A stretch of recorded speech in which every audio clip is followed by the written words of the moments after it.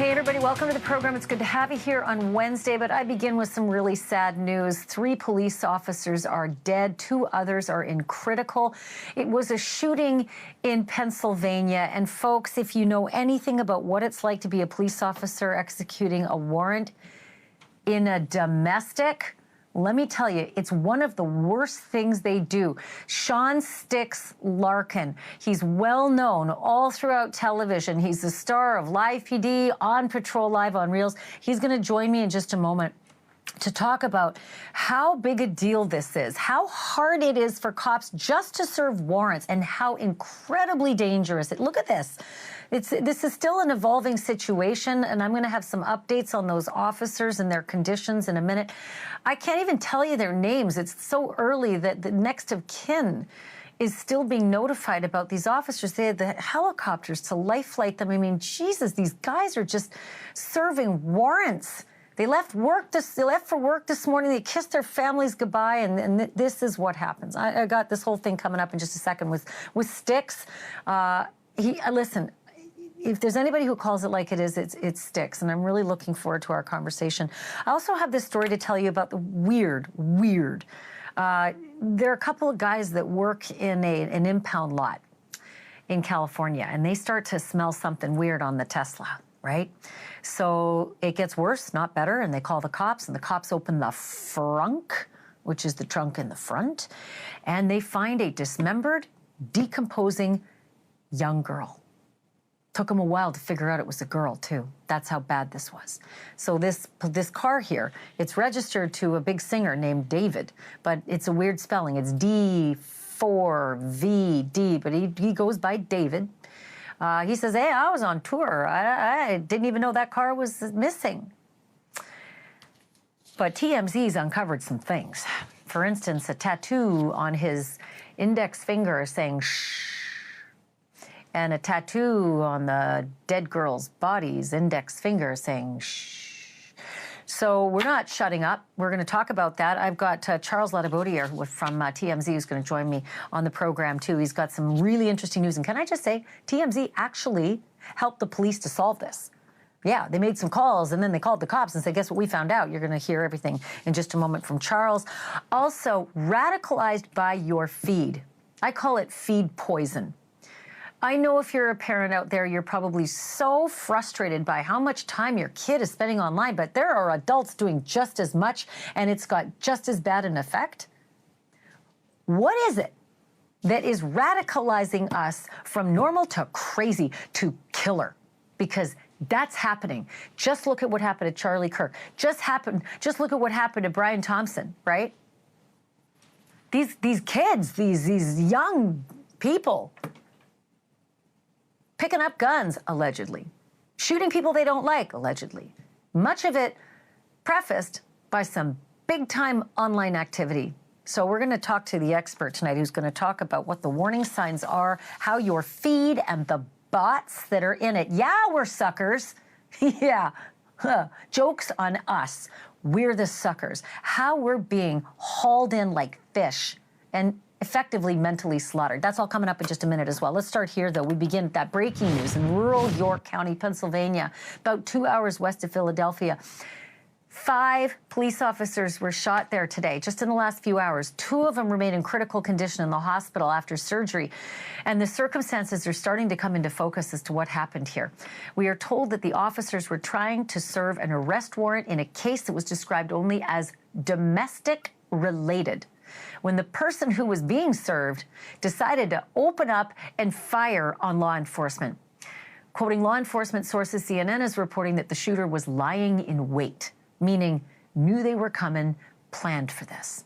Now that shooter is also dead, shot by other responding police officers. Thank God. Officers have apparently been stabilized in the hospital after the surgeries that they have. But if you know Pennsylvania, you know this happened in farm country in North Codorus Township. 4 of the officers who were shot are from the Northern York Regional Police Department. 1 of the officers shot was a deputy with the York County Sheriff's Department. Neither they nor the shooter has yet to be identified, and here's me just weighing in. I presume that's because next of kin haven't all been notified. But just imagine that task, right? Put your feet in the shoes of the people who have to notify the loved ones of these officers. Brave officers who do this every day. Like I said, they left for work this morning, said, I'll see you at dinner. So just imagine what it's like not only to tell the loved ones what's happened, but to be the loved ones hearing it. Here is how the state police briefed us on this afternoon. The situation today involved law enforcement officers who were shot. I can confirm that the shooter is dead. I can confirm that there were 5 law enforcement officers who were shot today.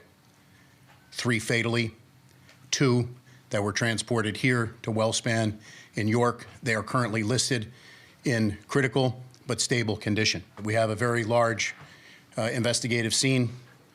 In being here today with our law enforcement family for the second time in 2025, I'd just like to say on a very personal note, our hearts and prayers go out to them, to the families of the deceased and the families of those officers who were wounded.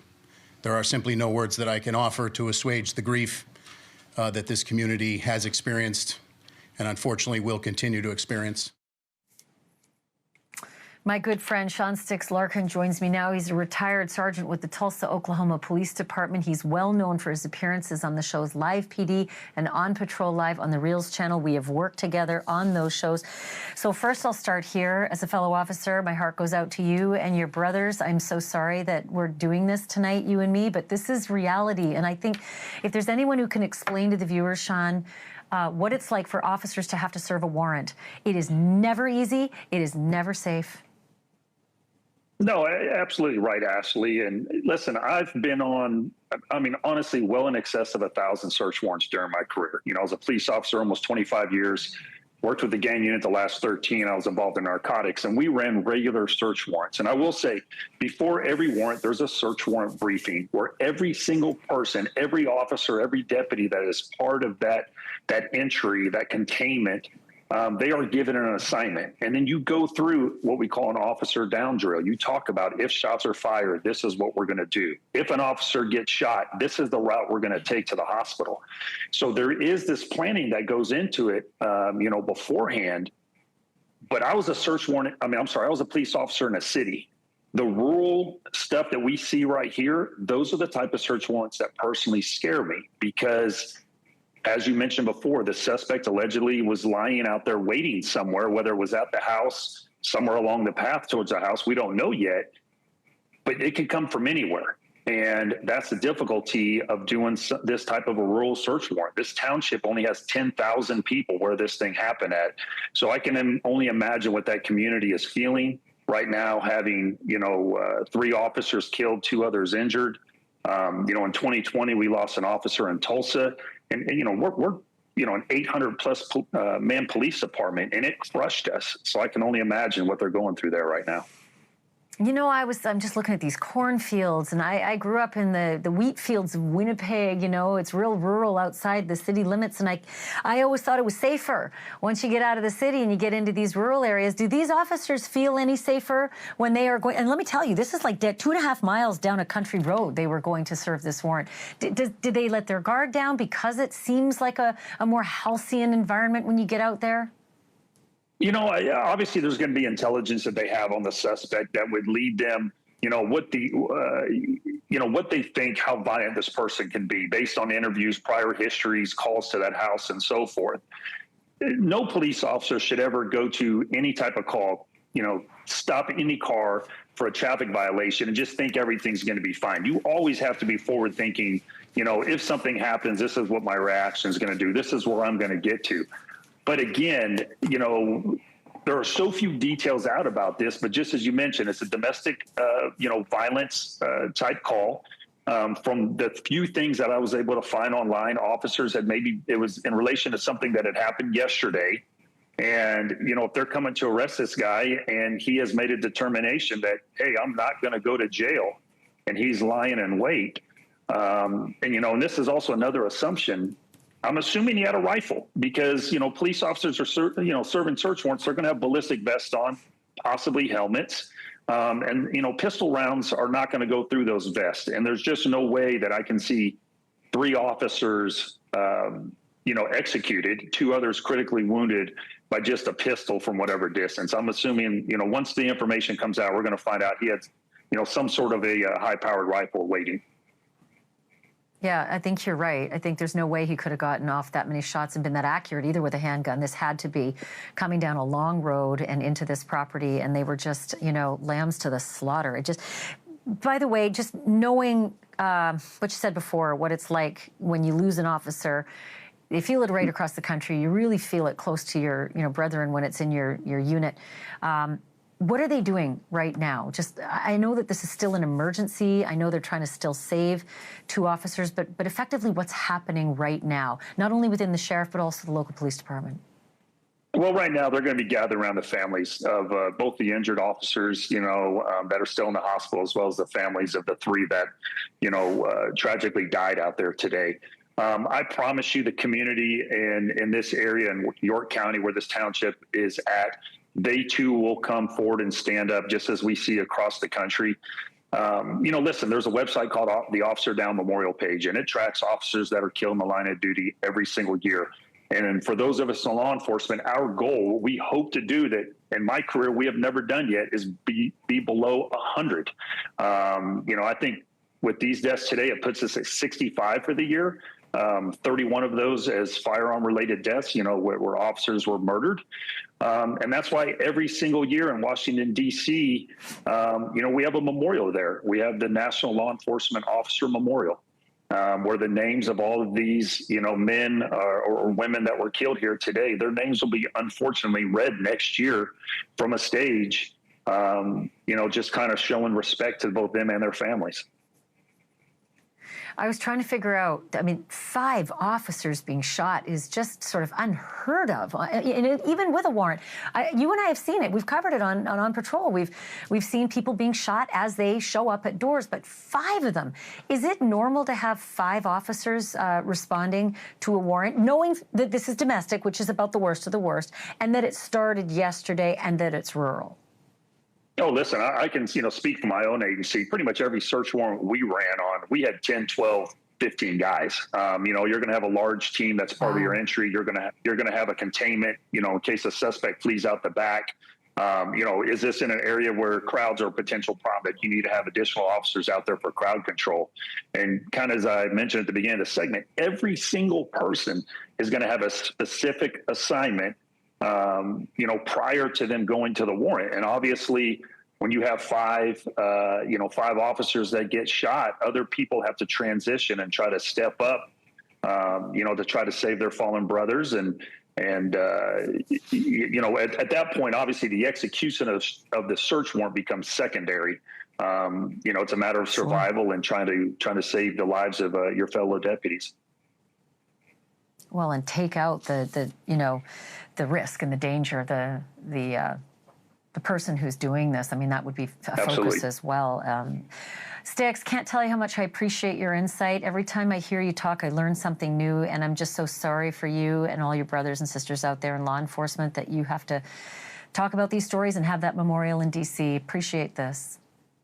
Thank you, Ashley. Appreciate you talking about it. You bet. Sean Stix Larkin joining me again. If you haven't seen him on Patrol Live on the Reels channel, you're missing out, my friends. On Friday nights, Saturday nights, 3 hours long. I never miss it. Still to come, a dismembered and decomposing body is found in the trunk of a famous singer's car. But now that body has a name and an age. 15. Celeste. Singer says he didn't even know his car was missing. But there's that pesky matter of their matching tattoos. We're going to dig into this one next.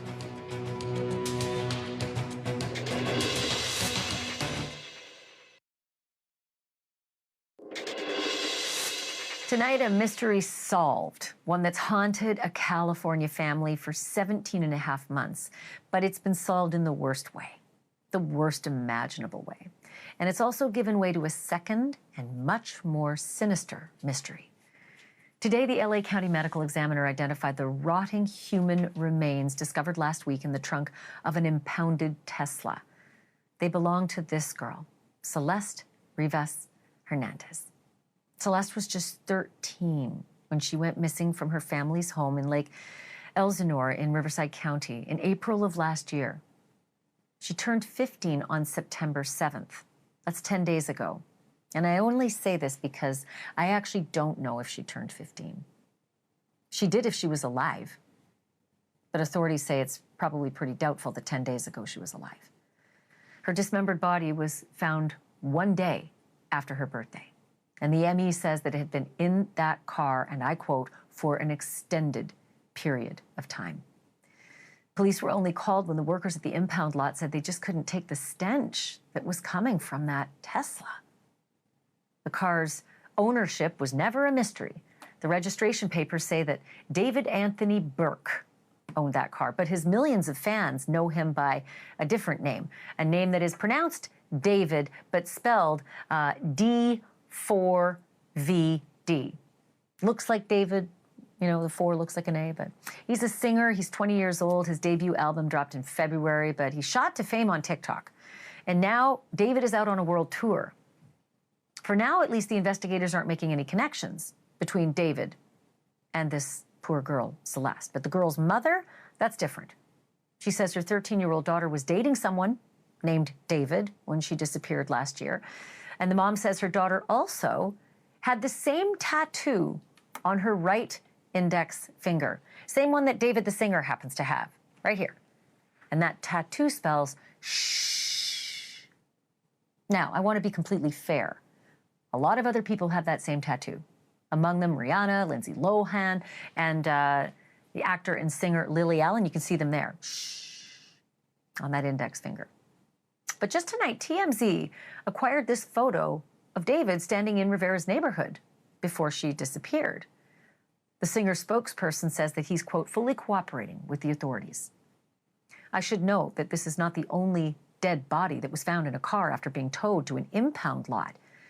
The LAPD says last Tuesday the remains of another woman were found in a torched Honda Civic in a different lot. Is this another possible connection, or is this an eerie coincidence? Earlier today, I spoke with Charles Ladibaudiere. He's executive producer of TMZ. You've seen him a million times with Harvey Levin. And it was TMZ who first made some of the connections between the missing 13-year-old girl and the body in the trunk of David's car. Here's our conversation. Charles, it's good to have you. Do we know how long Celeste's body was in that Tesla? That is a big question at this point, Ashley. What we do know is that the car was impounded on the 5th of September. The police discovered the body in the Tesla on the 8th of September. Now, we also know that the car had been abandoned on that street in the Hollywood Hills for at least 3 days before it was impounded.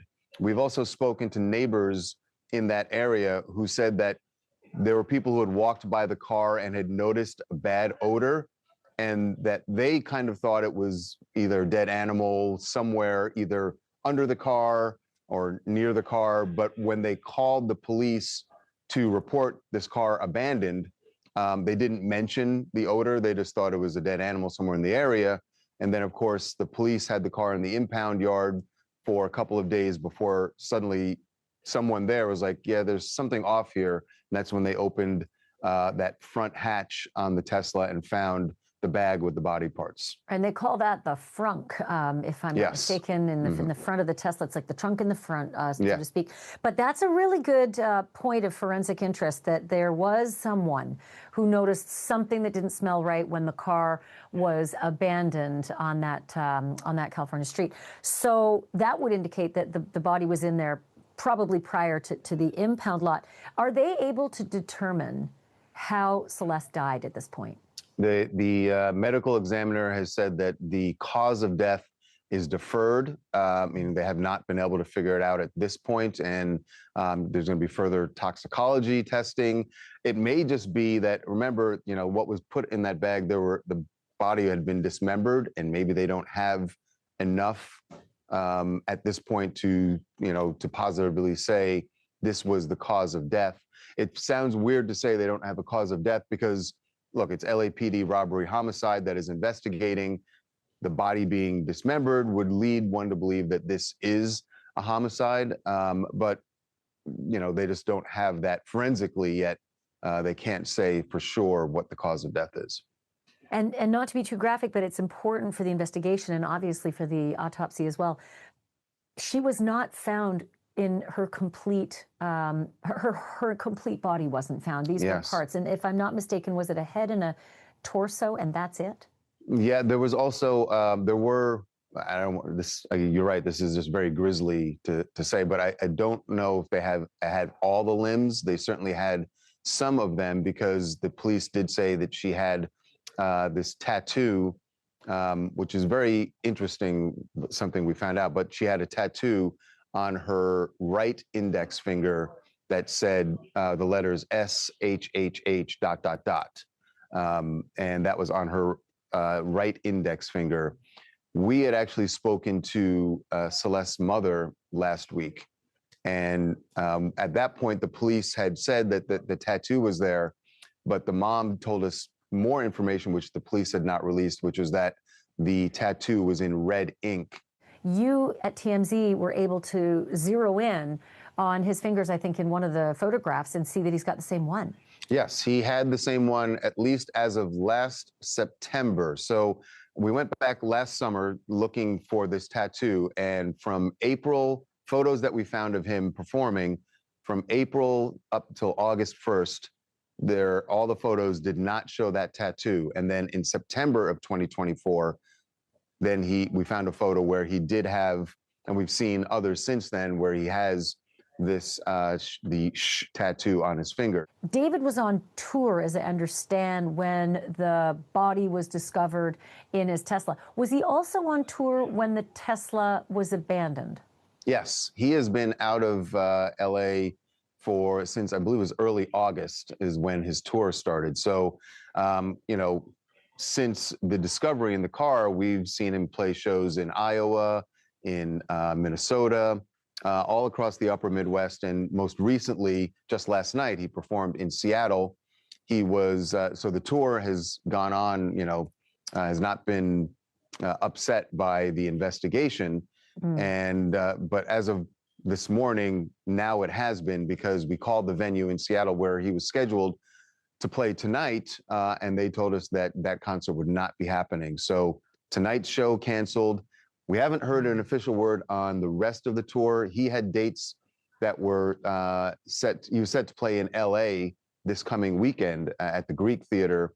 But as of right now, it certainly doesn't seem like those shows will be happening. One thing that we have not been able to figure out yet, Ashley, and I would hope, we have not been able to confirm this with police, but the fact that the car that the body was found in is a Tesla is kind of a godsend to police, I would think. If you know anyone who has a Tesla, if you have one, you know that there's a lot of data that you get from the cameras on that car. A ton. The Sentry mode, right? Sentry mode is activated when you get close to the Tesla, and there are, I think it's somewhere between 8 and 12 cameras positioned all the way around that vehicle. So yes, you're right. And Tesla's good at working with investigators to provide that data. We remember the Tesla Cybertruck that blew up outside the hotel. Tesla helped to discover what exactly happened leading up to and during that. So yeah, maybe Tesla will be able to actually provide more forensic information to get to the bottom of this. I'm sure that Celeste's family is hoping that that does happen, because right now, and again, you know, we've been trying to confirm that with police, that they've even subpoenaed Tesla to get that, or gotten a search warrant to get that information. But that, you would think, is going to be perhaps a smoking gun for them, that you would see at least who was last driving the car, and perhaps actually see who placed the bag with the body parts into the car. Charles Ledabodi are joining us from TMZ with the developments. We'll continue to follow that. Coming up next, though, if the shooting of Charlie Kirk has taught us one thing, it's that deadly violence has 3 ingredients: a perpetrator, a weapon, and something that motivates the person to kill. That motive can be anything. But in the age of social media, it is often a toxic mindset or worldview, often engineered by bots and designed to turn scrollers into warriors. How exactly does a person get radicalized by their own feed? A renowned expert breaks it down for us and has the red flags to watch for. next.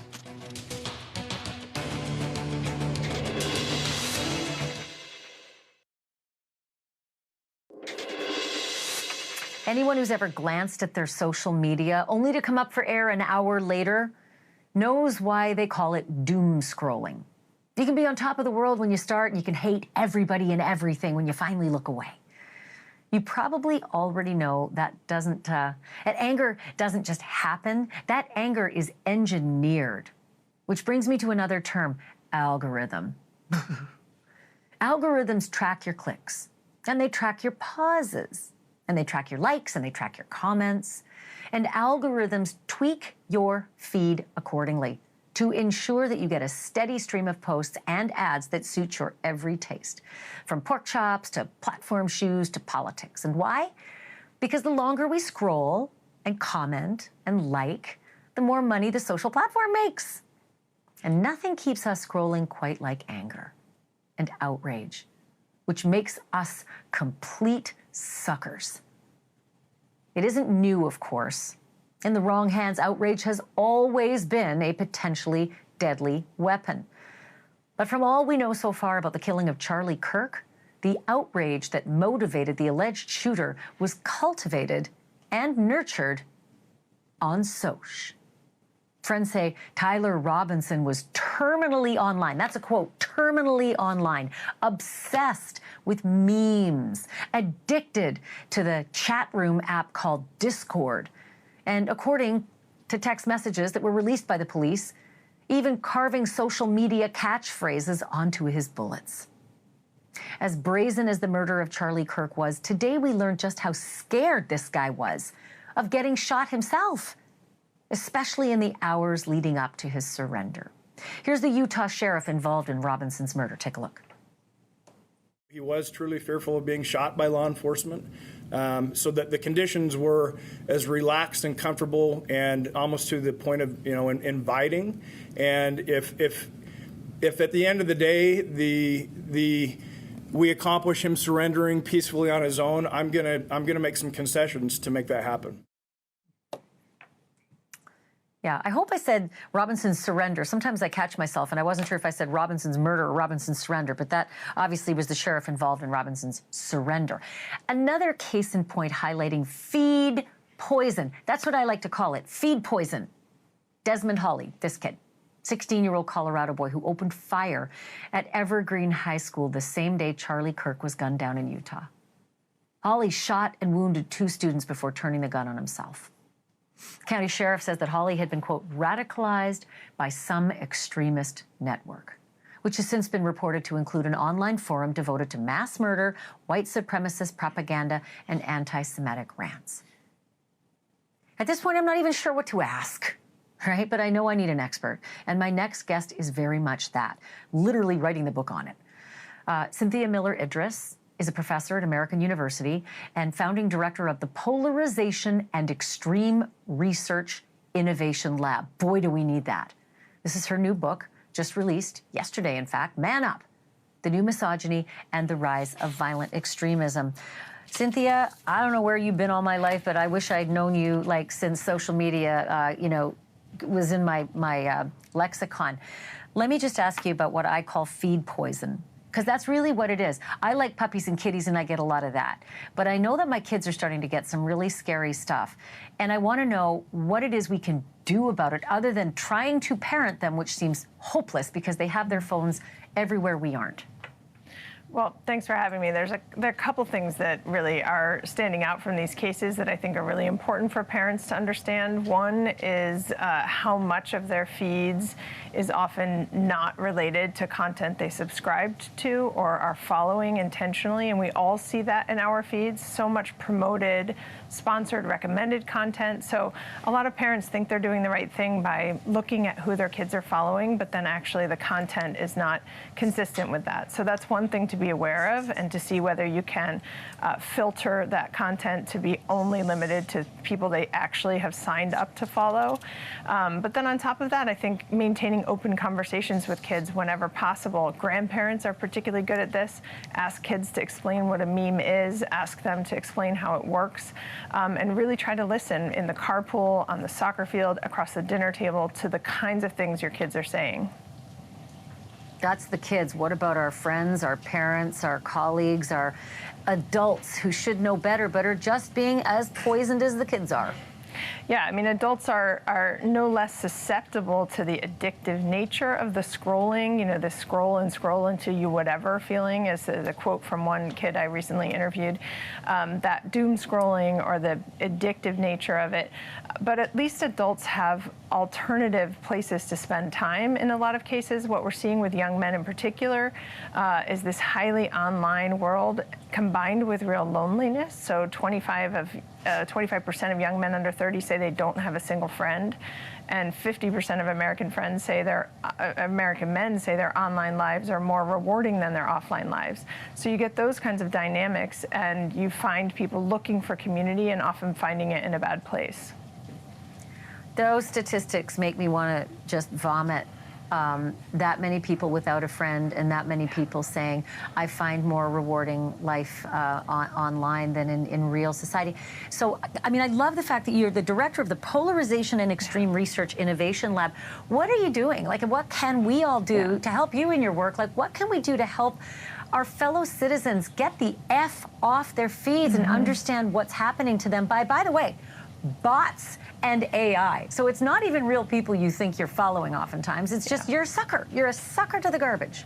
Yeah, well, we get addicted to it, right? And so, and a lot of it's manipulative. I mean, one of the things we point out in the lab to kids, little kids, but also middle school, high school kids, college students, and adults, is that the content that comes to you, a lot of times someone's trying to get you to subscribe to something, to pay for a product, or sign up for a course. And those three types of things should put you on high alert that content is not just manipulative, but often is deliberately fomenting outrage, because the performance of outrage gets more likes, gets more dislikes in some cases, which also drives engagement metrics on social media. And so they end up making more money off of it. And so it's a way to teach people to be skeptical of what they're seeing. And that's essentially what we do in the lab. We create tools for parents, caregivers, mental health counselors, teachers, faith leaders, and others to help understand the worlds that kids are seeing, that adults are seeing, and know how to be more skeptical of the content they consume. And I just got a couple seconds left, but how about the root cause, what you just said, that people don't have friends and they find more joy online? What are we doing wrong out here in the real world that the joy isn't as joyous? Yeah, I mean, for sure, anything we can do to keep people engaged with each other in real life. And that's where I like to say, actually, there's a lot of empowerment here. It sounds Pollyanna-ish, but just reaching out to your neighbor, communicating with people in the neighborhood can help a lot to make people feel more connected. Was it that they were in touch with the mom?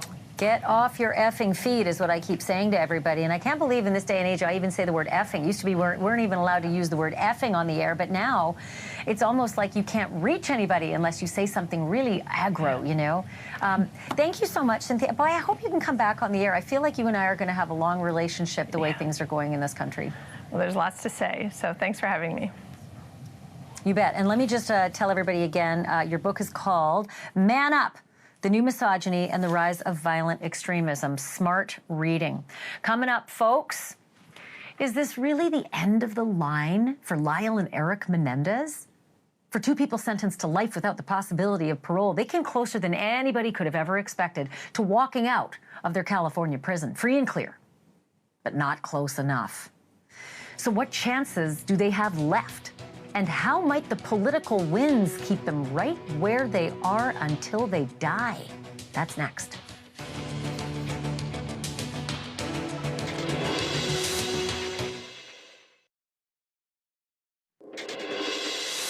In the past, I have compared the shifting fortunes of Lyle and Eric Menendez to the stock market.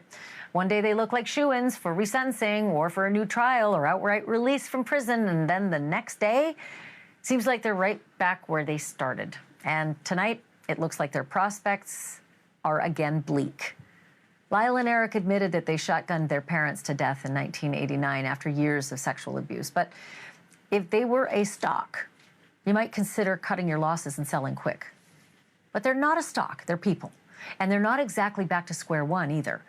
They did get new and lighter sentences back in May, and that gave them a shot at parole, where there had not been one before. But each brother was denied parole less than a month ago, and now they've just been delivered some equally disheartening news if you're them. They were appealing to have their convictions tossed out and hopefully getting a new trial, right? But a California judge has just rejected that habeas corpus petition, and with it, evidence that the brothers claim proves that their dead father, Jose, sexually abused them. The evidence wasn't allowed at the trial that ended in guilty verdicts in 1996. So what happens now? Nima Rahmani is a former federal prosecutor, current president of the West Coast Trial Lawyers. Nima, it's good to have you. This is one of those things where you can even follow this story all the time and still wonder, like, where are we with this case? There's so many different developments. But what happens now? Now that they've been told no parole for you and you can't have a new trial either, is that the end of the road? It's not the end of the road, but things are looking bleak. Look, the fact that they were even this close to being released when they faced a death sentence in their original trial is really a testament to their lawyers and their PR team. But now that the habeas petition has been denied, and the reason it was denied is even if the brothers were abused, and I believe that they were, it's not a license to kill. You can't use deadly force under California law when your parents are watching TV and eating ice cream by shooting them in the back of the head. So they're going to appeal to the California appellate courts and go through the federal habeas route as well. But really, their best chance here is parole. And I know their next parole date is 3 years out. I'm sure they're going to try to advance it to the 18-month mark. But that's really the best bet. And of course, there's always the slight possibility that Governor Gavin Newsom can commute their sentence. But I can't see that happening in today's political climate. Well, and I'm going to talk to you about that in a hot second, today's political climate and maybe the next governor's political climate if there's another governor after Newsom. But hold that thought for 1 second, because I want to go back to the habeas. It's a fancy word for, basically they wanted a new trial. They wanted to get rid of the result that put them where they are right now and have a brand new trial based on how we are today. Juries today might see things differently, and maybe they would fare better. They didn't get parole. They didn't get habeas. And I'm thinking, can you explain to the viewers why those two efforts worked in cross purposes with each other? One was really hammering away at the other and making each of these different attempts less worthy. Can you explain why that was? So in the habeas case, the brothers were arguing self-defense, that they were at imminent risk of death or serious bodily injury. And they killed their father, Jose, and they killed their mother, Kitty, because they thought that they would be killed if they outed them for the abuse. Now, in the parole hearing, the new district attorney, Nathan Hochman, really pointed to the fact that the brothers hadn't accepted responsibility. They were still arguing that they engaged in self-defense when really they wanted to probably get revenge against their parents for sexually abusing them and not protecting them. So they were trying to preserve the habeas petition, which was denied recently, while they were still pursuing the parole application. And the DA pounded on the fact during that parole hearing, saying, listen, these two, they haven't accepted responsibility. They haven't even said why they did it. It's not self-defense. And that's something that the parole commissioners pointed to when they denied their petitions. You can't have it both ways. Either you're sorry for what you did and you beg for parole, or you're not sorry because you didn't do what they say you're doing and you're trying to get that new trial. So I get it. Talk to me now about this whole last Hail Mary, which is the governor who can pardon them. Gavin Newsom, I always thought, was going to wait to hear what the parole board said so that he'd have some political cover. I don't think this is a liberal or conservative issue, though. So if Gavin Newsom's the governor after the next election, or if someone else is the governor after the next election, how does that bode for the Menendez boys? Actually, I agree with you completely. Look, Governor Gavin Newsom ordered the risk assessment in this case before the brothers were even deemed parole board eligible. I was one of those talking heads that predicted that they would be out. I was wrong. So if the parole board had recommended release, I think Eric and Lyle Menendez would be free by now. But now the governor would have to overturn the parole board's recommendation. Ultimately, it's his decision. It's just a recommendation. But it's no secret here in California that the governor is going to run for the Oval Office in 2028. And I can't see him sticking his political neck out to free the Menendez brothers right now. But regardless of how you feel, this is a very polarizing case. There's many people who are watching who believe that they've served enough time. They're victims of sex abuse. They rose up against their abusers. And others who think they're stone cold killers who should be put away for the rest of their life. So I don't think the governor is going to... You gain as many voters as you lose on that one, so that makes sense. Nima, always good to see you. Thank you for this. Of course, Ashley. Talk to you soon. We'll see you soon for sure. Coming up after the break, a crime that strikes at the heart of Disney World. The criminal looks like he's straight out of 20,000 Leagues Under the Sea. But is this the perfect crime? Swimming away to freedom? Or just another slimy catch waiting to be hooked? And yeah, that's a wetsuit. Details next.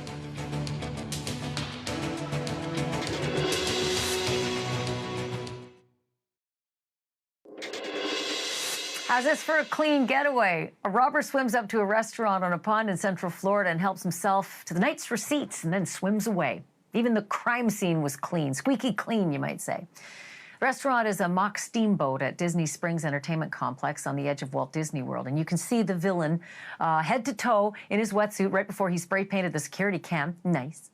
Seconds later, he allegedly stashed the wetsuit and went into the manager's office just as 2 employees were putting wads of cash into the safe. Police say he tied the workers up, told them to close their eyes, and then made off with somewhere between $10,000 and $20,000, leaving presumably the same way he came in, like a slithering underwater sea creature. Police still haven't found him, but they are hoping that this photo will help. If it's anybody you know, they ask you, please call the tip line, 1-800-423-TIPS. Come on, if you know him, do it.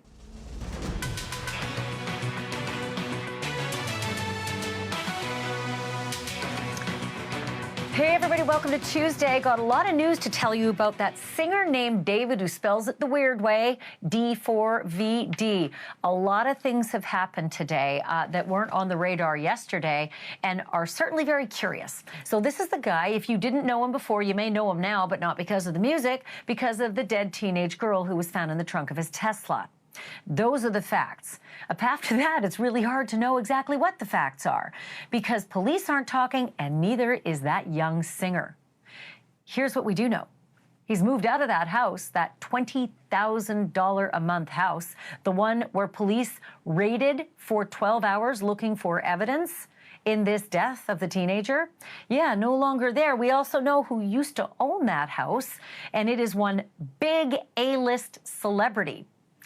Don't think anyone's living in there right now. Could be because of the looky-loos. Could be because of what the police did when they turned it upside down. 12 hours of searching.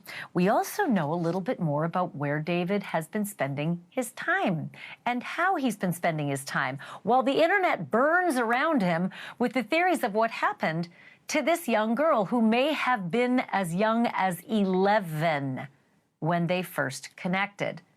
We know she probably didn't make 15, that she was rotting in the trunk on her 15th birthday. I'll tell you exactly where it is. Very clever spotters have found David hanging out. Also, what's happening? What are the police doing? What's his team doing? We've got all of that coming in just a few moments. And then this just crossed my radar in the last couple hours, and I was floored.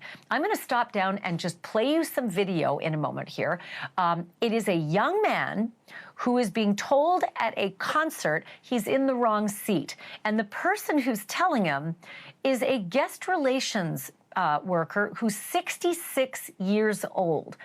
Here's how the kid reacted.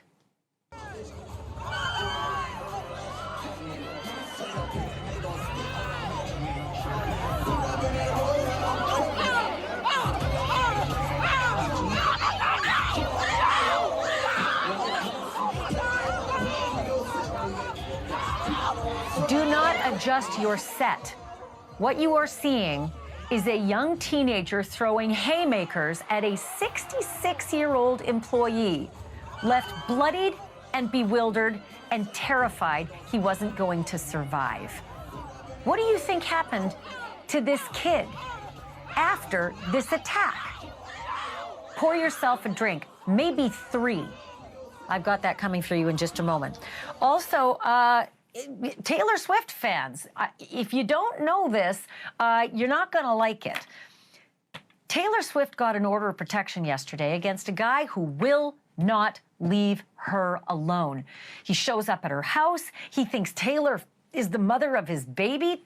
Newsflash, Taylor doesn't have a baby. And he just can't be shaken. So a judge, rightfully, granted her 5 years protection from this guy. Here's the problem. No one can find him now. Apparently, he was all over the map till the order of protection came along. Now he's gone underground. And it is truly terrifying for anyone who's ever been stalked, especially someone like Taylor. I'm going to tell you how this has affected her life, her work, and a whole lot more, and where this creepy guy might actually be. It's all coming up in just a moment, but let's start here. When the R&B singer known as David, spelled D4VD, went out on tour in early August, he could not have imagined that he would have so much time on his hands in September. He did plan to end his U.S. tour in his home base of L.A. right about now, before setting out for Europe next month. But as Mike Tyson once said, everybody has a plan till you're punched in the face. I cannot say whether or not David was proverbially punched in the face or if David sank himself. But he flew home early and scrapped all of his future dates after LA police showed up here and spent 12 hours tossing this rented mansion in the Hollywood Hills. They were reportedly looking for, quote, blood evidence that would tie him to the body that was found in the trunk of his impounded Tesla back on September 8th. That event, by the way, the decomposed body being scooped out of his car, was not enough to prompt David to come home early from his tour. Nor was the body's identification several days later as a missing underage girl with whom the singer appears to have had a close relationship. Close, and from many indications, possibly illegal. The victim in the trunk of David's Tesla, Celeste Rivas Hernandez, would have turned 15 the day before her remains were discovered, but she clearly died long before that and spent that 15th birthday advancing in decomposition in that Tesla trunk. In fact, she may have died as far back as early August, maybe even before the owner of that Tesla left town on tour. We don't know. The medical examiner hasn't even determined how Celeste died, let alone when she died. She was that decomposed in that trunk. But we do have an idea tonight how David is and isn't spending some of that free time right now, while the topic of his dismembered girl, the friend of his, in the trunk, has the internet on fire. David is still not making any public statements, that's for sure. His team said last week that he was cooperating with authorities, but David himself has said nothing about the girl, the car, or the raid of his home. And now the LA Times is reporting that he's lawyered up. So whether he's actually cooperating, not quite clear. He does, however, appear to be moving. According to the landlord of the raided home, David and his manager abruptly broke the lease that the manager signed back in February of last year. Remember that date, February 2024, because that's going to come up again in a hot minute. The landlord says, and I quote, they, meaning singer and manager, didn't want to be there anymore because of the ongoing circumstances, end quote. No word on whether detectives were able to find blood and or DNA that they were reportedly looking for, but they did leave with several items, including a laptop. And about this house, it is not just any run-of-the-mill house. This house once belonged to Halle Berry and is said to be worth north of $4 million. David was apparently paying $20,000 a month in rent to live there, beginning Feb 2024. Feb 2024, which coincidentally is when Celeste Rivas Hernandez first ran away from her family's home in Lake Elsinore, 70 miles away. Celeste reportedly ran away several times, and was reported missing for the very last time in April of last year when she was just 13 years old. Back then, David would have been 19 years old. Today, he's 20. And if you're wondering where this 20-year-old up-and-coming singer has been, all while this story goes from bad to worse around him, we may have found the answer. He's reportedly been weathering the maelstrom by spending his time playing video games online. Fans of David say that they've seen a username associated with the singer popping up in the games Fortnite and Roblox as recently as Saturday. There's also been a heck of a lot of action on the David subreddit. Online sleuths have noticed that the singer himself was apparently the only moderator on that thread and was deleting posts that criticized him. Hours after that was pointed out, David apparently left the subreddit, leaving it locked to any new posts and comments. Most of the recent posts centered on his apparent relationship with Celeste and theories about her death, along with photos and videos that appear to show Celeste and David together, and numerous comments that indicate they were dating. Last night, we brought you this TikTok comment also from February 2024, that important date, which reads, quote, "Waiting for LAPD to get your ass for messing with a 13-year-old girl." TMZ has led the reporting on this mystery from day one, and earlier I caught up with TMZ's executive producer, Charles Ladebodier, to ask him why it took Celeste's death to bring all of these other allegations to light. So it's not like it was unknown where this missing runaway was. How did it go unchecked? How did no one knock on the David's door that she went to the movie with and say, she's 13, just turned. Her parents want her back, and you need to come in for questioning. Yeah, and especially because we know that she had gone missing, run away earlier in 2024, and the police did go and find her that time and bring her back to her family in Lake Elsinore. So when it happened the second time, why didn't the police go? Why didn't family members go? So it was the police who brought her back the first time. That is according to the teacher who was telling the whole class about this, It's just what his he had account. heard. Yeah. And We're not sure exactly whether the police actually, because if they did, my God, Charles, if they'd been involved once, why on earth would they not be involved the second time? Why wouldn't they? And even, that comment that we were just talking about that was made in February of this year, we're trying to find out, and again, police are being very tight-lipped and not responding, but we want to find out, did someone make a report in February? Was that person saying it just sort of like, in general, I know this isn't someone who's 13 and that you're messing with? Or are they saying that because they actually called police and reported this and said, look, there's this singer who's 18 and hanging out with my friend or relative who's 13? It just seems odd that the police weren't involved or that family members didn't.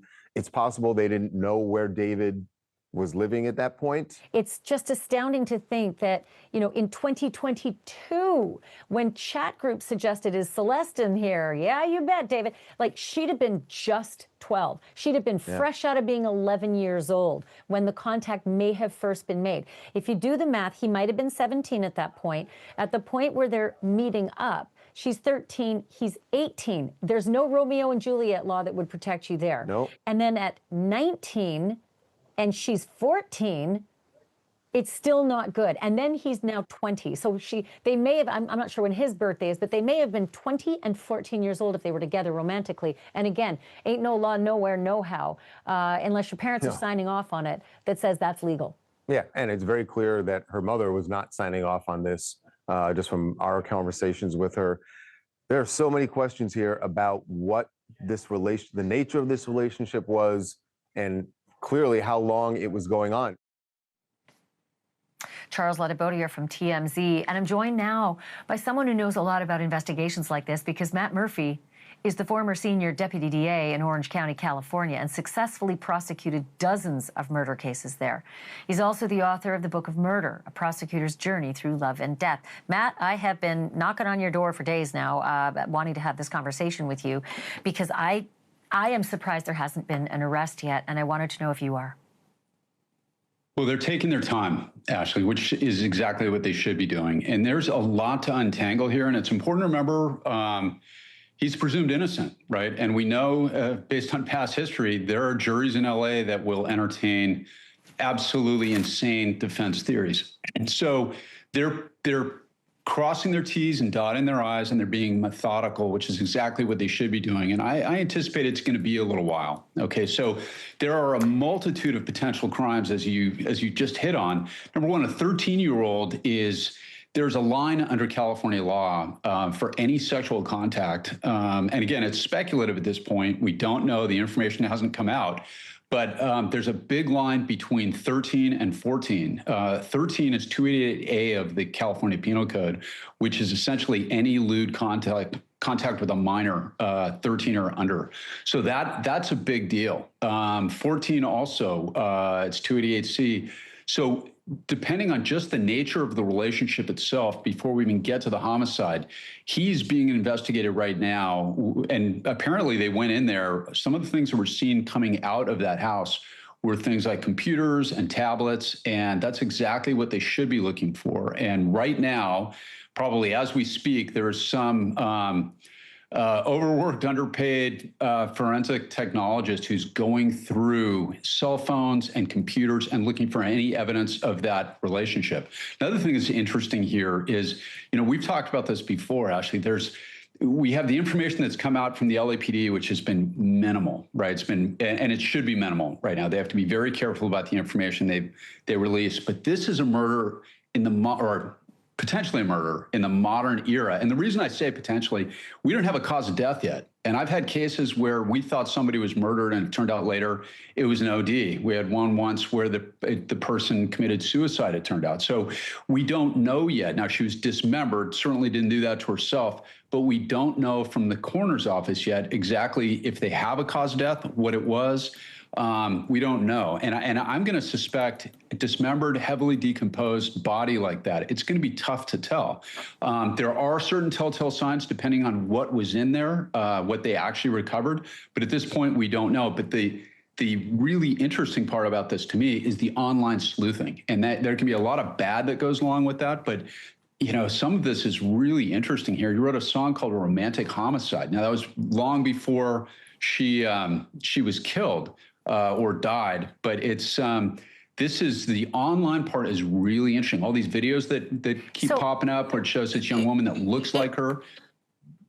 It is, and I got to be honest with you. I have so many questions for you, like millions, literally. I wanted to ask you a second ago about the lewd behavior or the lewd connection to a teenager who's 13 or 14, and I just want to get this on the record real quickly. Does that mean online behavior, or does that mean physical behavior?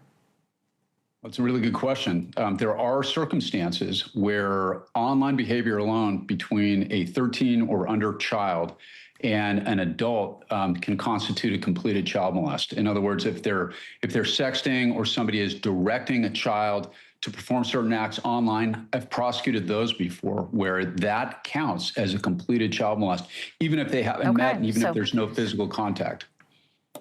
Interesting, because those tablets and those electronics and the forensic person you said is woefully underpaid. Hopefully, we'll be able to determine if that is an issue in this particular case, because there's a lot of speculation about it. And to that speculation, Matt, it is like you've seen the documentary "Don't F with Cats," where literally the online community solves a serial killer's crime. And in this particular case, there are so many theories that people are positing about what might have happened to Celeste. Maybe she was pregnant and it wasn't news that was well accepted. Maybe she OD'd. Maybe it's someone in the entourage. All these different theories. My question to you, as someone who's in the business of solving these crimes and prosecuting them, are the police doing the same thing that the online community is doing, running down all of these different theories? Yes. And these are good cops at LAPD. They were woefully underserved by the previous district attorney of LA County. And also keep in mind, the LAPD is operating under woeful budget cuts by the city of Los Angeles. But I think in this one, given the high profile nature, they're devoting the resources and they're doing it right. And the detectives, I've worked with this unit before, and these are hard-hitting, no-nonsense women and men at the LAPD who know what they're doing. So they're doing all of that stuff. They're going through the computers. They have forensically worked up that house, probably top to bottom. They're looking for her DNA. They're looking on any instruments that may have been used to dismember her. I've already seen some of the conspiracy theories come out, and one of the questions I saw is, who would be stupid enough to put the dead body in the trunk of their own car? And the answer to that is most murderers. Most people, especially when they kill for the first time, make a million mistakes. And this would be a really bad one. Another thing that's interesting is I'm personally curious about, if the car was parked, and it was apparently 1 minute away from the home there that we're seeing. It was not taken far away. We heard about all these vandalism cases against Teslas in the recent news.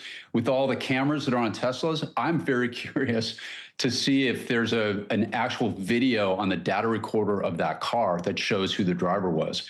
That's something that's going to be interesting. But I think that what's happening in addition to the forensic stuff right now is they are doing gumshoe police work, and they are interviewing every single person they can find that was in his orbit, that knew about their relationship, what the circumstances were, if any.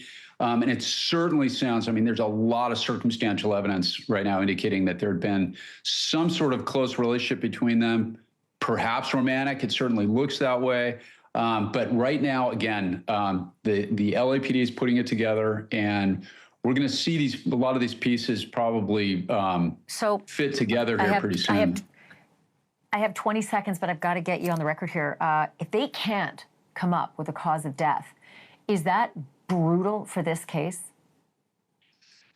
No, you can still prosecute. If you can certainly prosecute.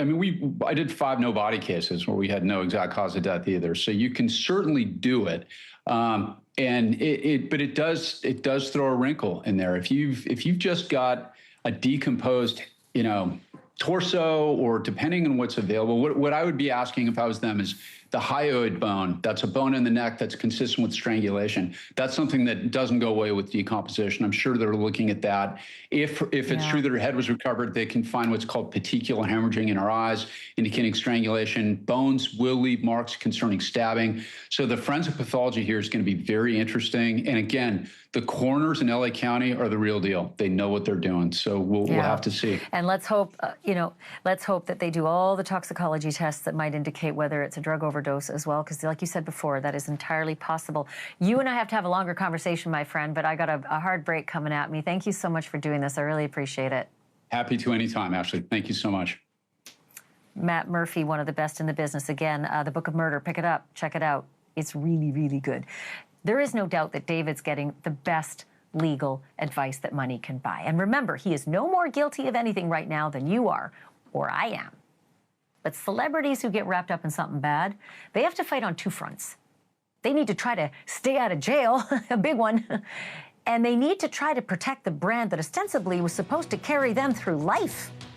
Which one do you suppose might be more important for David right now? The answer and the advice he might just be getting next.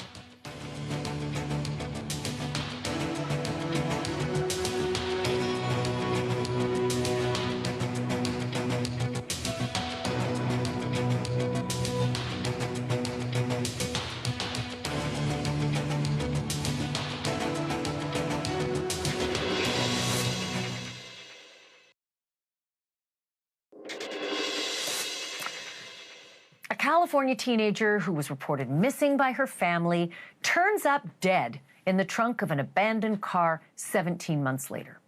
Said car is registered to an up-and-coming R&B star who's so much older than the teen that it would be highly illegal for him to be romantically involved with the girl. There are plenty more facts already in this developing mystery, but those facts that I just stated alone would have me cold calling lawyers in a sweat if I were David Anthony Burke, better known as David, spelled with the number 4. It does not help that David had a girlfriend with the same name as the teenager in the trunk, Celeste. That teenager's full name was Celeste Rivas Hernandez, and the teen in the trunk had a boyfriend named David. Have I mentioned that Celeste was likely no more than 14 when she died? And may be connected with the singer at age 11? 11. The LAPD is investigating all of this, and last week spent a whole day at David's rented Hollywood mansion. And while no charges of any kind have been filed against anybody, I would love to be a fly on the wall when David meets with his lawyers, or if he's already met with his lawyers, which should be the case. Was it their idea to cancel the rest of his world tour? Did they advise singer David not to say a word about his predicament in public? I turn now to one of the sharpest legal minds I know. Sarah Azari is a criminal defense attorney, a NewsNation legal analyst, and host of NewsNation's YouTube show, Serving Justice. What are his lawyers telling him, Sarah, right now? Ashley, I think at this point, it's more about gathering information from the client. I know that some of his devices were taken. You just had a conversation with Matt Murphy. And I would want to know what's on there. What could possibly the LAPD be investigating? Because, as you know, at this early stage, there's no discovery. The LAPD doesn't give us much information. And I think Matt gave LAPD and the coroner's office way too much credit than is due. I've worked with the LAPD for 25 years, and I can tell you there's a lot of flaws in some of these investigations, for good or bad, and even the coroner's office. I've had them do autopsies on the wrong body, give me reports for the wrong body. So hopefully this is being done properly, but I wouldn't bank on it. Let me ask you to put on your defense hat, and you're retained as one of David's attorneys. Are you advising him to cooperate with the police? Are you advising him to stop all meetings and communications altogether? What do you say? Well, it's interesting because we've heard that he's cooperating with LAPD. I don't exactly know what that means. Cooperating through his lawyers? That's one thing. But I certainly would not have him sit there with case detectives and answer questions. He certainly, even though we don't know the evidence or the extent of the evidence, he certainly carries some exposure here. He's not a suspect, but he's being looked at. He's a person of interest. So my concern would be, there's no good that's going to come out of putting my client, in front of the LAPD to answer their questions, fill in the blanks. So I don't know what cooperation means. Is it that the lawyers are speaking to detectives? I certainly would keep it minimal. And you brought up another good point, Ashley, about not saying anything in media. When you have a celebrity client, you are defending them in the court of public opinion, because the minute their name comes up in a situation like this, their career is pretty much over, whether or not they're eventually charged. You're also defending the charges, obviously, legally. But here my concern is the defendant should not be saying anything, or the potential defendant should not be saying a word. So as much as we want to hear from a higher profile person, at least denying having anything to do with this, there's also the concern of, what they might say that could be used against them. I think if there's a statement made, it should come from his lawyers, and it should be very generic. Yeah, because honestly, what else is playing all over the news and all over the internet? What we're talking about, and it isn't good. It sounds terrible. All of the speculation, everybody who's trying to solve the crime, theorize what happened to Celeste. Was she pregnant? Was it an overdose? Was it a murder? Was it an accident? All these things are just being, batted about like, Pong in the 80s. So if you're also advising him at this point, and there is the real concern that there is a wrongful death, maybe even a murder, certainly a dismemberment, and an indignation offered to human corpse. There's all sorts of wording for those charges. Right. Are you focusing on that right away, or are you simultaneously and equally as aggressively focusing on, you got some problems because this girl was maybe 11 when you met? How are you preparing this client for the reality that is what could be the worst thing he's facing? Preparing the client as client management, and we do that from the get-go, but the idea of trying to formulate a defense or trying to figure out what charges might be if and when they come is very difficult at this stage. Hopefully the client's being honest and telling his lawyers what part he's had, what kind of relationship he's had.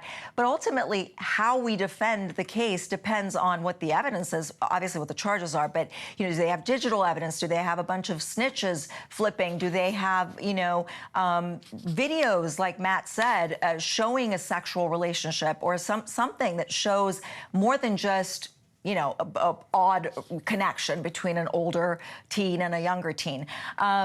It really depends on what the evidence is. So I think it's very early.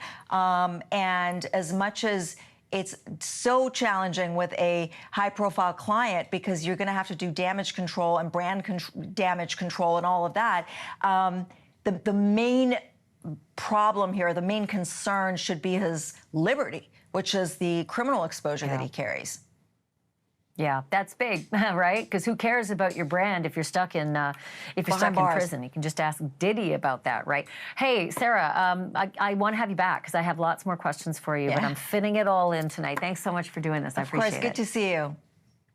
You too. I always love our conversations. And by the way, folks, you can catch Sarah's show, Serving Justice with Sarah Azari, on NewsNation's YouTube channel. Do check it out. As Sarah said, when celebrities get in legal trouble or run the risk of legal trouble, the legal part is just the half of it. And sometimes it's the easier half. There is also the public part, the fan base and the record deals and the concert dates and endorsements and so on and on and on and on, a million times over or more. David was on his way to mainstream superstardom, but is he still? Can he be again? What is he doing right now to keep it all from slipping away? Bill Cosby's crisis management team joining me live next.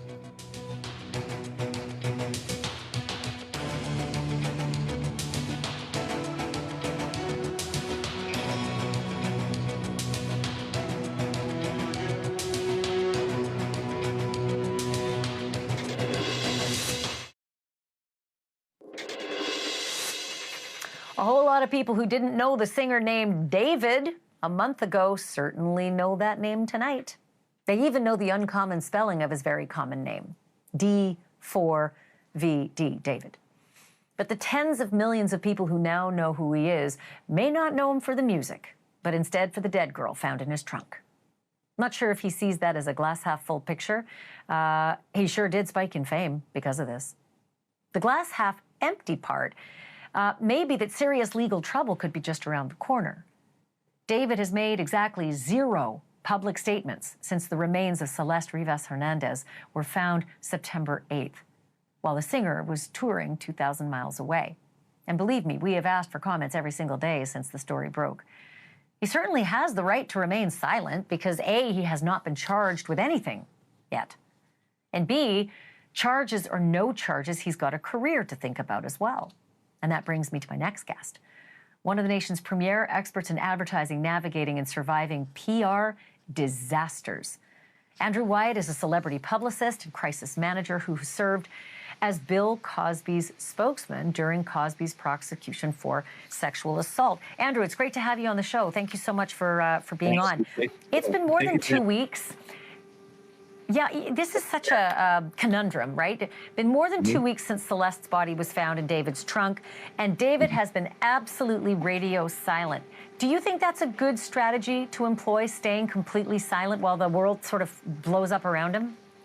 Look, as you stated, our constitutional rights says that we have the right to remain silent. However, we have the court of public opinion. I don't think it's good advice, good direction. I think it's damning. Look, acknowledging the serious allegations of this crime and the gravity shows maturity and shows that you have compassion. A simple statement saying, I understand the gravity of these claims and the pain that they can cause all involved. Out of respect for that and for the integrity of any process that might follow, I will not be committing any further. Something simple, and offering and asking for the prayers, the compassion, and the understanding as I go through this process. I think to protect the brand, there's a lot of money invested in his short career. The record labels have put a lot of money behind him with tours, with recording studio time. they're not going to recoup that money back because right now it does not look good for him. And right now he's allowing the jury pool, if he's ever charged, to be tainted. And as Malcolm X once said, the media is the most powerful entity in the world. It has the ability to make the innocent guilty and the guilty innocent, and that's power. And he needs to use the media to his advantage. You know, Sarah Azari mentioned just before you came on the air that he should definitely not be talking, but that his representatives should be saying something. Are you surprised that he hasn't had a team out there saying exactly what you just mentioned? This is just so sad for the family, and I have nothing to do with this. I am not the person you're looking for. Just anything other than the wild speculation that's been filling the vacuum in his silence. Well, first and foremost, he's an up-and-coming star. Yes, he's a platinum-selling artist, but does he have the financial resources to get the attorney that he needs? And if he's talking to lawyers, which I think he is, he's lawyered up, and I'm pretty sure the record labels are trying to help him through that process to protect their investment. However, someone should have said something. His lawyers could have come out and said, look, our client remains, he maintains his integrity, he maintains his innocence, and he's praying that this investigation is done and he's participating in the investigation. Something should have been said, and I think it's not a benefit to him and his career. We have seen what has happened to artists like R. Kelly, Sean Combs, now Mr. Burke, and we have seen where lyrics have been used as evidence to bring charges against people like rappers like Young Thug. So making a song called Romantic Homicide, and in the song you're talking about dismembering bodies, that's very concerning. I understand that he had a tattoo, and the young lady, Miss Hernandez, had a Shiv's tattoo on the right index finger. Now, Rihanna made that tattoo famous and other celebrities wear it, but the fact that the mother has stated that she was in a relationship with a man named David, it does not look good. And the fact that David, Mr. Burke, has scrubbed his social media of videos and pictures of Miss Hernandez doesn't look good. So right now, remaining silent is not a good action and a good cause of action if you're trying to protect your brand right now. But you can't focus on the brand. You got to focus on your life, liberty, and your pursuit of happiness, because when you're locked up, you can't make any money. Andrew, I've only got 20 seconds left. Can you help me out here? If he does not end up charged in all of this, and he stayed quiet throughout, what is the strategy for people like you to help him? What do you do to try to recover whatever it is that's left that the internet didn't tear to shreds in the speculation, again, because of his absence of any comment? Public appearances and uniting with people who have been victims of violence, standing with family members who have been victims of violence. Also making an effort to show that you're a decent citizen, trying to humanize himself and humanize all the people around him, especially young people who listen to this music.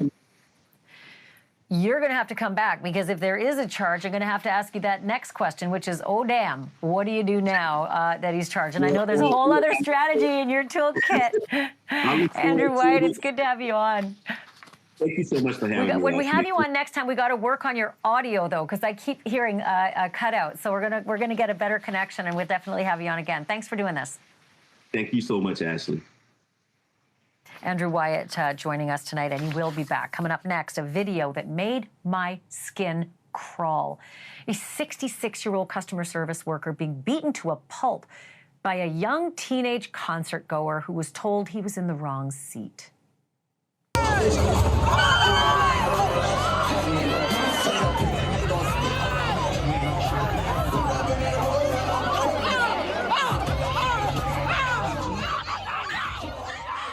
Yeah, those haymakers landed. So what do you suppose happened to that kid after he was ejected from the arena? Arrest? Jail? Bail? None of the above. Where this kid is tonight will likely have your blood boiling, and that's next.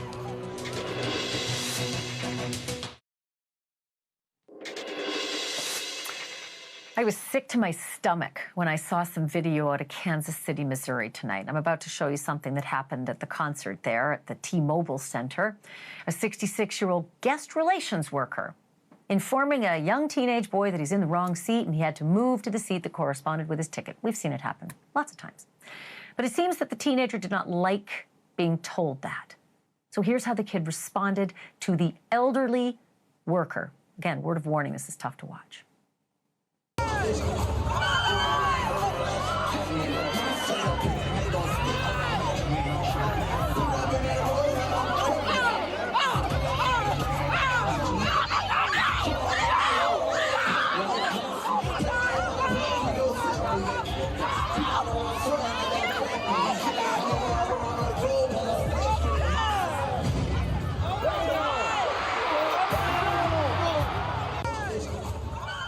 This appalling violence happened while a performer named NBA Youngboy was on stage. The man who was attacked was from the guest services team and apparently suffered a broken nose and cuts to his face. The young attacker was removed from the arena, and apparently a security guard was also injured while trying to get the kid the hell out of there. Kansas City police confirmed that the teenager was detained at the venue and later released to a parent, and that he's, quote, below the age of 16. Whether that means he'll be charged or face any legal repercussions is kind of unclear tonight. But watch this space, because we're going to be asking some pretty serious questions about this when they answer on shift tomorrow. When we come back, she should be on top of the world with a new album, a new fiancé, and a big new future. But instead, Taylor Swift is looking over her shoulder and rearranging her public schedule, all because of a man that a judge ruled is a danger. In a moment, the problem with the restraining order that Taylor Swift just got, and why the man who's been front and center terrorizing her just got a whole lot more dangerous. That's next.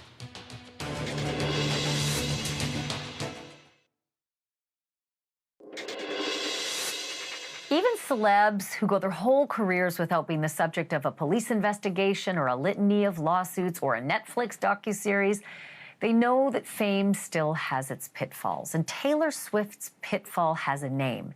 It's Brian Jason Wagner. Back in June, Taylor asked an LA judge for a restraining order against Wagner, saying he kept showing up at her home, claimed that she was the mother of his child, and even tried to divert her mail, and then changed his mailing address to hers. The superstar said that she fears for her safety and for that of her family and her staff. And yesterday, her request was granted. A judge issued a 5-year restraining order, but there's just one tiny hiccup.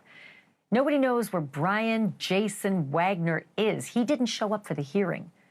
And Taylor's security team is reportedly having trouble tracking him down. Sort of ironic, since when they wanted him to disappear, he wouldn't.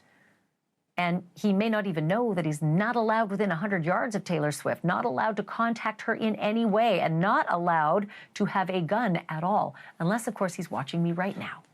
And if so, get the message, Brian. It's time to go. Before we go, a couple of notes. Tomorrow on the show, what is the victim who was found in singer David's car? What is her body going to tell us? Because we've got a forensics expert, Joseph Scott Morgan, who's going to tell us a lot about backdating time of death, because the time of death could matter a lot. Was David even in town? Also, what does the car tell us? The digital forensics is a trove with a Tesla. Cameras everywhere. Going to talk about that tomorrow. And on my podcast, Drop Dead Serious, make sure you tune in, because we've got a deep dive into all of the newest developments that drop moment to moment. We don't leave any out. Thanks so much for checking out Drop Dead Serious. Thanks so much for checking out Banfield on NewsNation. It's good to have you every night. Stay tuned.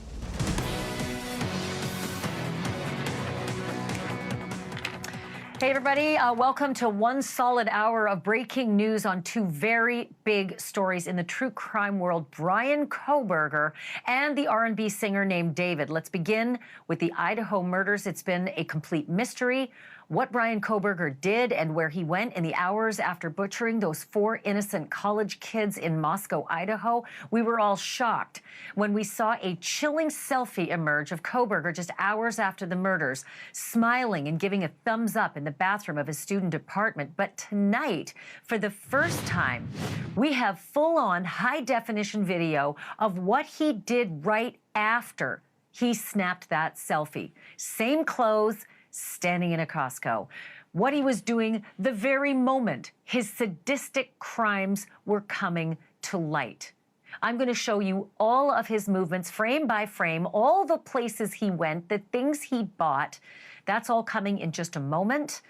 And also tonight, we have the biggest break in the case of a dead teenage girl found in the trunk of an up-and-coming R&B singer. For the first time, we know the relationship between that 20-year-old singer, David, spelled with a 4, and a 14-year-old runaway named Celeste Rivas Hernandez was in fact a romantic relationship. By all accounts, that age difference and the fact that Celeste was reported missing by her family would make that relationship highly illegal. I'm going to unpack all of that and the other major developments in this case, including the movers who just showed up at his mansion with a few people with their faces wrapped in black. All of that is coming in a few moments, but let me begin in Idaho with some shocking surveillance video of Bryan Kohberger. It's video that has been under wraps for almost 3 years. It is early afternoon, November 13th, 2022. You will probably remember that was a Sunday, and an ordinary college town in Idaho was just waking up to a nightmare that would turn that town, that college, and dozens of families upside down. Moscow, Idaho, and soon the whole world was just learning that a quadruple murder suspect was out there on the loose. And tonight, we can actually see what that murderer, what Bryan Kohberger was doing while on the loose. He was out and about at a Costco and at a coffee shop and at a supermarket the very morning that he slaughtered those 4 kids in their beds. Out and about like he didn't have a care in the world, like it was any other Sunday. Gray Hughes was the first to bring this incredible surveillance footage to light. He hosts the podcast and YouTube channel Gray Hughes Investigates. Gray was also the first person to obtain the surviving roommate's 911 call. Welcome back to the program, Gray. It's good to have you. I just want to start by saying I watched your entire episode and it gave me chills. I wanted to ask you your first thoughts upon seeing these nonchalant actions of this murderer just hours after he did what he did. I think that's what it is right there. It's how casual he was. Like it was just an ordinary day. There's no way any of those people around would have thought that he had any part in killing 4 people just, about 8 hours prior to that, you know? He walks in there. I mean, he's kind of a clueless type person, though. It's kind of, I mean, it's pretty strange. You would go into a Costco without a card or something and think you can go in and buy a drink. It almost feels like that's why he was going around to these different places. He went there maybe to get that coffee drink, and then he goes over to, Kate's Cup of Joe. We'll probably see her in a minute. And well, let me take you frame by frame. I want to go in. Gray, I want to go in sequence because you are really, really thorough in how you put this together. So let me start. This is Clarkston, Washington, which is important to say because it's hours after the murder. And Clarkston is 33 miles south of Pullman and Moscow. It's about a 40-minute drive. So he's a long way away from where these murders took place. But the first video I want to show is when he did that walk into Costco. I want to play it again because there's something significant. He gets stopped. And I think what we've all kind of figured out here is that the greeter, he's about to walk right by the greeter, and the greeter says, "Give me your card, your membership, and take me from there." Yeah, and he just sort of stands there. He probably sounds similar to when he was talking to the police officer, the female police officer, when he was pulled over. It's interesting how he was holding his left hand when he came in. It was kind of oddly, shaped, and that's the finger, that the hand that has the Band-Aid on it, right? So maybe he was trying to hide that hand a little extra. I mean, you can kind of see, look how he's moving in. See how it's kind of like, it's not really that natural the way he's holding it right there. See that? Very kind of strange. He doesn't like, you know, sort of casually relax next to him. It's sort of a weird shape. And now he puts it in his pocket. I don't know if he just does that or he doesn't want somebody to notice his hand. But, you know, he's just probably coming up with excuses like, hey, we don't have Costco's in Pennsylvania, so maybe I thought I could just come in and buy a coffee or something. I mean, well, I don't it's know. interesting. We don't know what he's saying. Maybe, I wish we, yeah. Yeah, maybe this is the only essence of a conscience that he might have, is that he's feeling the pain of the cut on that left finger that's bandaged, and maybe is, you know, subconsciously hiding it because it's the only sign of what he's just done a mere 8 hours before this video was taken. I want to show him as after he leaves this Costco and is basically rebuked by the greeter because he doesn't have a membership or at least a card. He walks out, and this is the white Elantra. He's driving that now infamous white Elantra out of the Costco parking lot. This is 12:37 p.m., which is such a significant time because, Gray, this is 39 minutes since the initial 911 call came in to the police about what was found in that house. It's always interesting to have those juxtaposition of different time frames like that. You know, there's people, you know, in a completely different place that are just now horrified by what he did, and he's casually walking around doing things that normal people do. And he knows while driving around that he's killed 4 people, you know. It's crazy. And we talked at length after this date about, you know, a white Elantra. We're on the hunt for a white Elantra, and there it was that morning driving past Costco. Also, just want to mention that this is also the moment, Gray, where police are at the house and they are questioning roommates who are so shaken they can barely stand, and they're in the cold, in their, you know, almost pajamas and shorts and T-shirts, trying to answer the questions of the police. They don't even know that Kaylee and Maddie are dead on the 3rd floor at this point. They don't even know that Xana and Ethan are dead. They just know something terrible has happened. I want to go to your next video, and it's just as he leaves that Costco parking lot, and he heads past a place called Kate's Cup of Joe. Can you walk me through this next video and what you saw where the Elantra passes by the coffee shop and point out where it is on the screen? Yeah, the coffee shop was just prior to that. So if you have to scroll back, he drove right through the actual driveway of the sort of a little miniature coffee shop, and then he does a U-turn, and you can just see, look how slow he's moving around.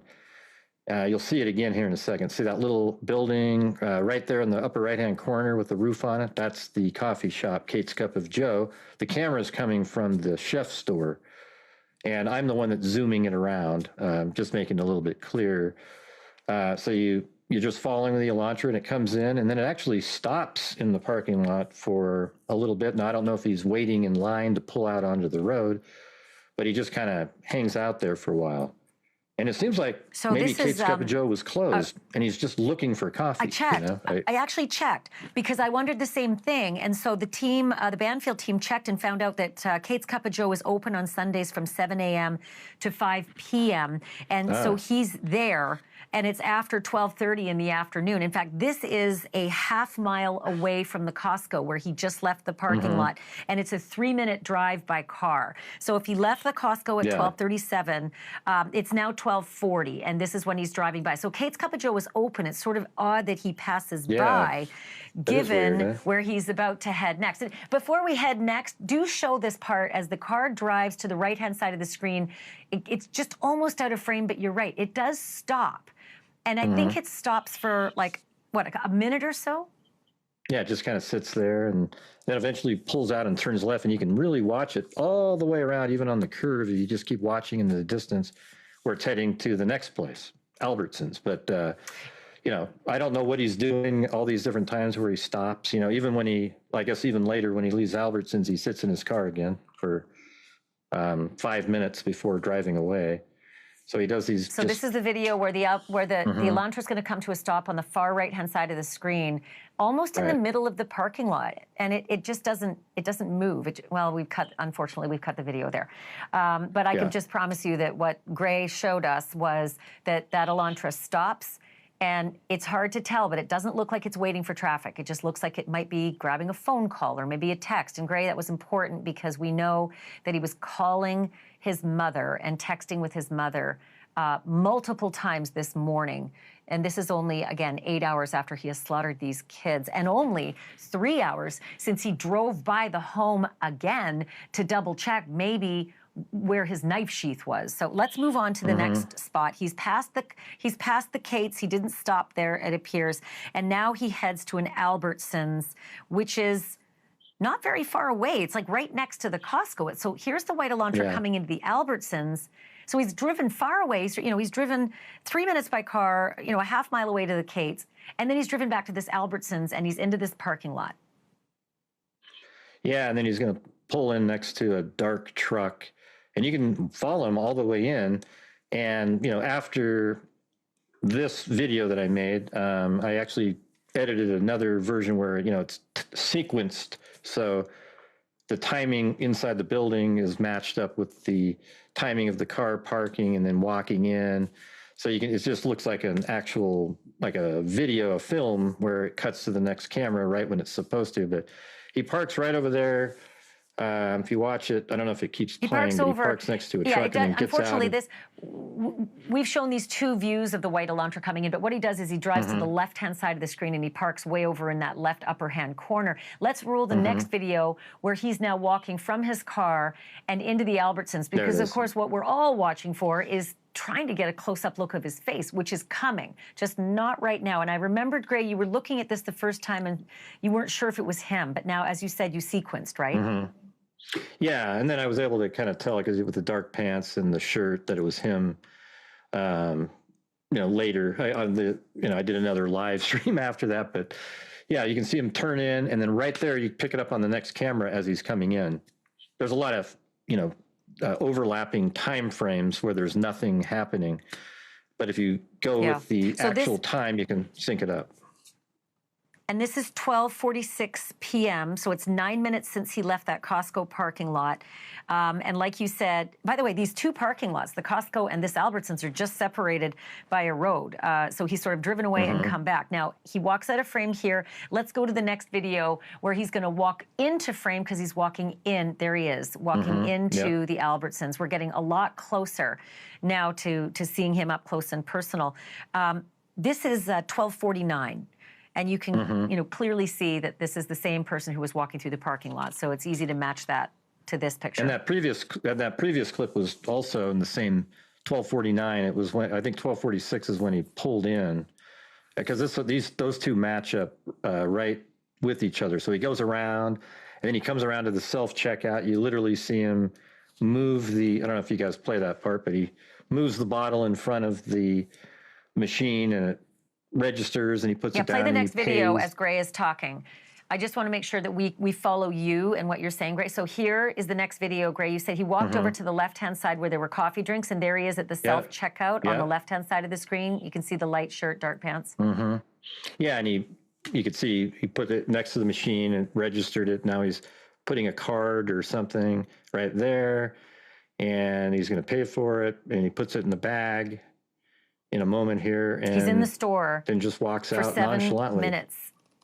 Yeah, he's in the store for 7 minutes total. It comes out with a bag, and I think what you had mentioned was the coffee drink, which made me wonder: was he going into the Costco? And by the way, I can't help but just note that this is like the first close up, of his face as he's walking by this camera in the Albertsons. And I think we've got a slow down version of it, so you just sort of catch it a little bit better. I just see this is a guy who just doesn't seem to be concerned about anything. And it is astounding to see all these people who crossed paths with a maniacal killer, having no idea who was in their midst. All the while, they were all about to find out about the hell that had happened, in the town just 30 minutes away. But he's walking away, and I guess the assumption is that he wanted to go to Costco to get this coffee drink, maybe drove right by Kate's, didn't realize it was open maybe, and then ended up at this Albertsons to get whatever it is in that bag and maybe the coffee drink. I wonder if at Kate's Cup of Joe they have a break time, you know? They have to have lunch too, so it's possible he was there, but it'd be kind of stupid to take a break right when most people want to go get a coffee, you know, like right during their lunchtime. That's true, yeah. So it's So kind of now like, he leaves the store. Yep. He leaves the store. He leaves the store at 12:58, and this is him again heading back out across the Albertsons parking lot with that bag and heading towards the car. I keep wondering, Gray, if this, you know, where are we in the process of him getting rid of evidence? Has he done it in the 8 hours leading up to this, prior to getting back to his apartment and showering? Is he still got evidence in that car that he plans to ditch? Because he's in Clarkston. He's 33 miles south of Pullman and Moscow here.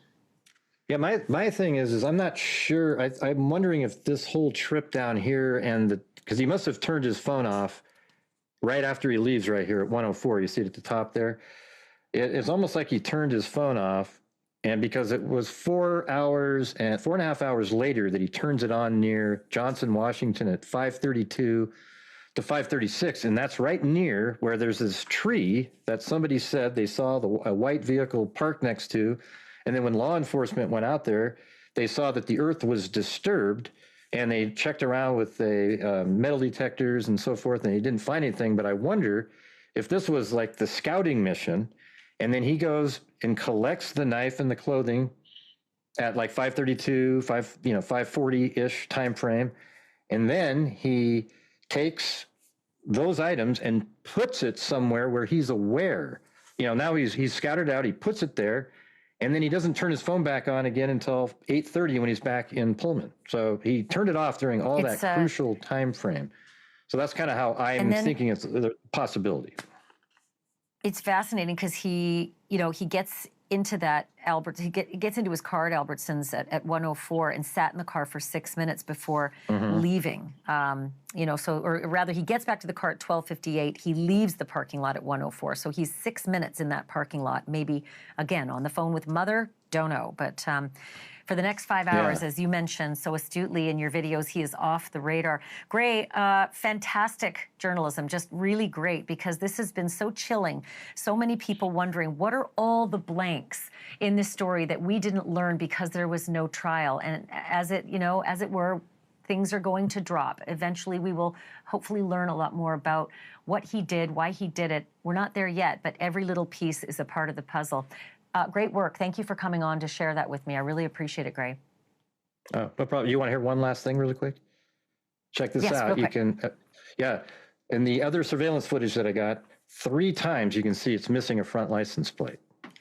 You see it when it's driving by A&W at 5:25 in the morning, and then at 9:13 when it comes back into Moscow, Idaho, it all shows it not having a front plate. I couldn't believe it. I was just going, this is crazy. For those who want to watch a lot more of your videos as you continue to drop them, because Gray has more coming, everybody. Check him out on YouTube at Gray Hughes Investigates. I hope you come back on with us again as we continue to look at all of this material that's dropping. Thanks, Gray. Thanks for having me. Appreciate it. Really appreciate it. All right, we got to stop down for a moment. But the other big story that we've been following, our first confirmation that David, the singer, was indeed dating the underage teenager who was found dead in his car. Does that mean an arrest is on the way? The reporter who broke the story and spoke with David's friends is next.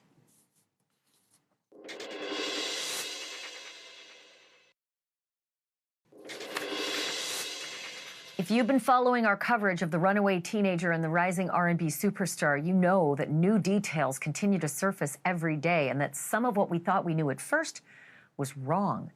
But tonight's coverage starts with a bombshell.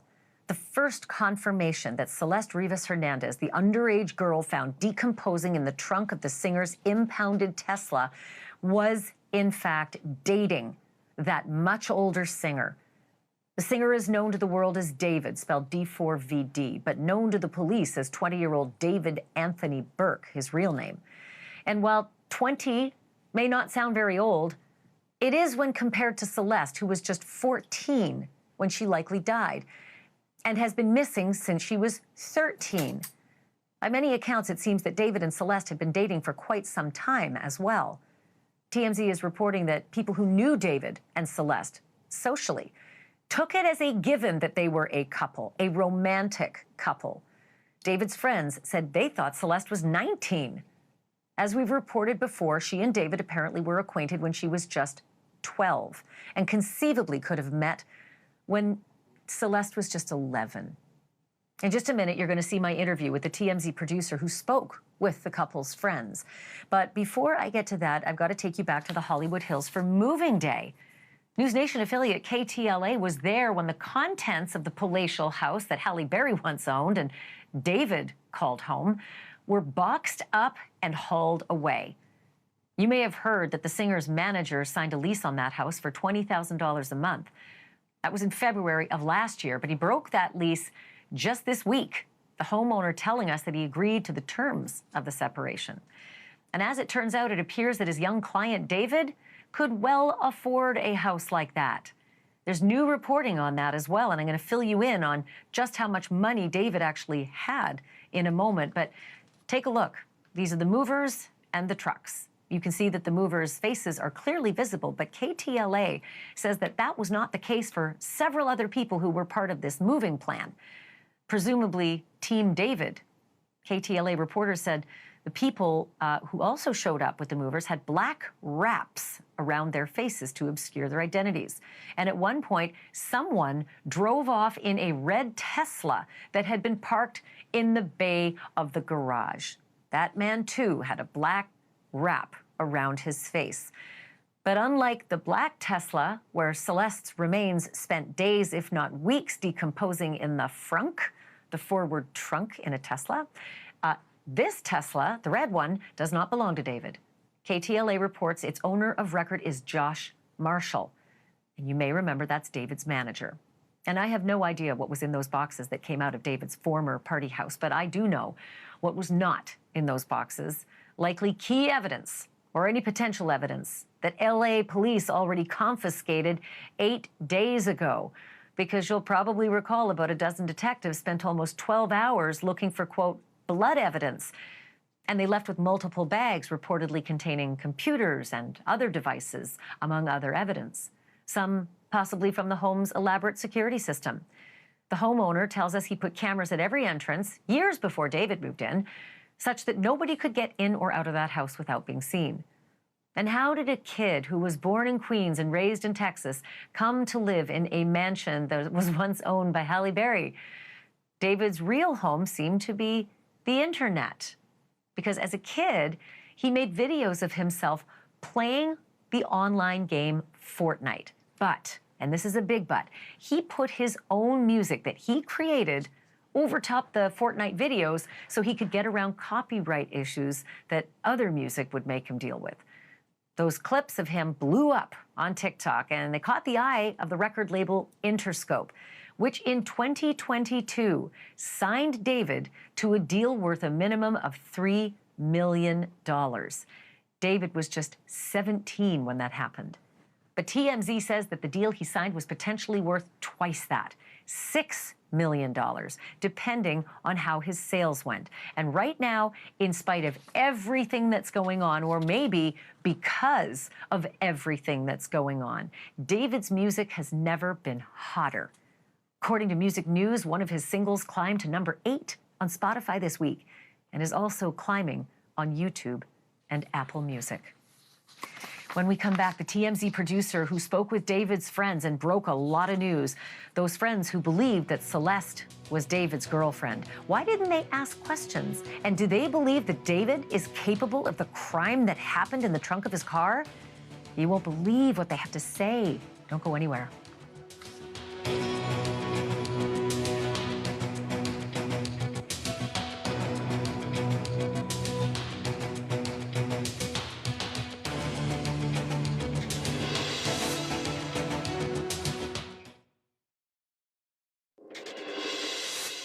Tonight, we can finally dispose of all of the speculation around the singer known as David and the underage girl found decomposing in the trunk of his Tesla. Up until tonight, there'd really been no definitive proof that David Anthony Burke was actually in a romantic relationship with Celeste Rivas Hernandez. But now there is. TMZ spoke with multiple friends of David who were, quote, under the impression that he and Celeste were indeed a couple, a romantic couple. David's friends believe that Celeste was 19 years old and a college student.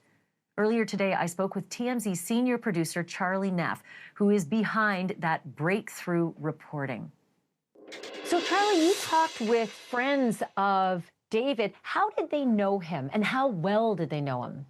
Yeah, so the folks that I spoke to are in the LA music scene, so they know David very, very well. They didn't know Celeste as well as they knew David, but they did notice that he was bringing her along when they would go to parties in the music scene. Maybe they would have hangouts after a recording session, and they knew David to be a very gentle person, is what they told me. They also described him as very soft-spoken. Friends around him are extremely shocked that he's even remotely connected to this grisly murder of a 14-year-old girl. Obviously, he has not been named a person of interest. And from what we've seen, there is no legitimate connection connecting him to the death of this young girl. However, her remains were found in his car. And just that connection alone has really shocked a lot of people around him. Did they get the impression that this was a romantic couple? Yes, absolutely. So the people that I spoke to that were seeing them together out in the scene believed they were romantically involved. Now, look, they did not say anything about PDA, said that David was a very shy, quiet person, and Celeste seemed to mirror that as well. So they weren't out there making out at parties and things like that, but they did believe, because they would see them together so frequently, that these two were in a relationship. Where did they get the idea that she was somehow a 19-year-old going to USC as a college kid? I know. Isn't that just so crazy? Because, you know, we think, how does a 14-year-old child present as a 19-year-old woman? And I was told that these people were just so sure that she was a college student. They were specific. They said that she attended USC from what they believed.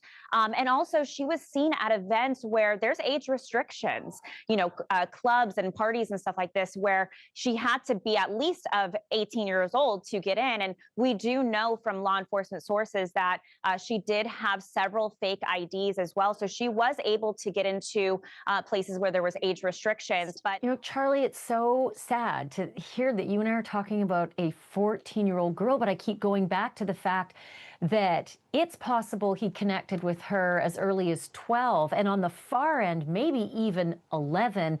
Did these friends have a long relationship with David? Like, for instance, did they know Celeste when she was maybe 13 or, God forbid, even 12?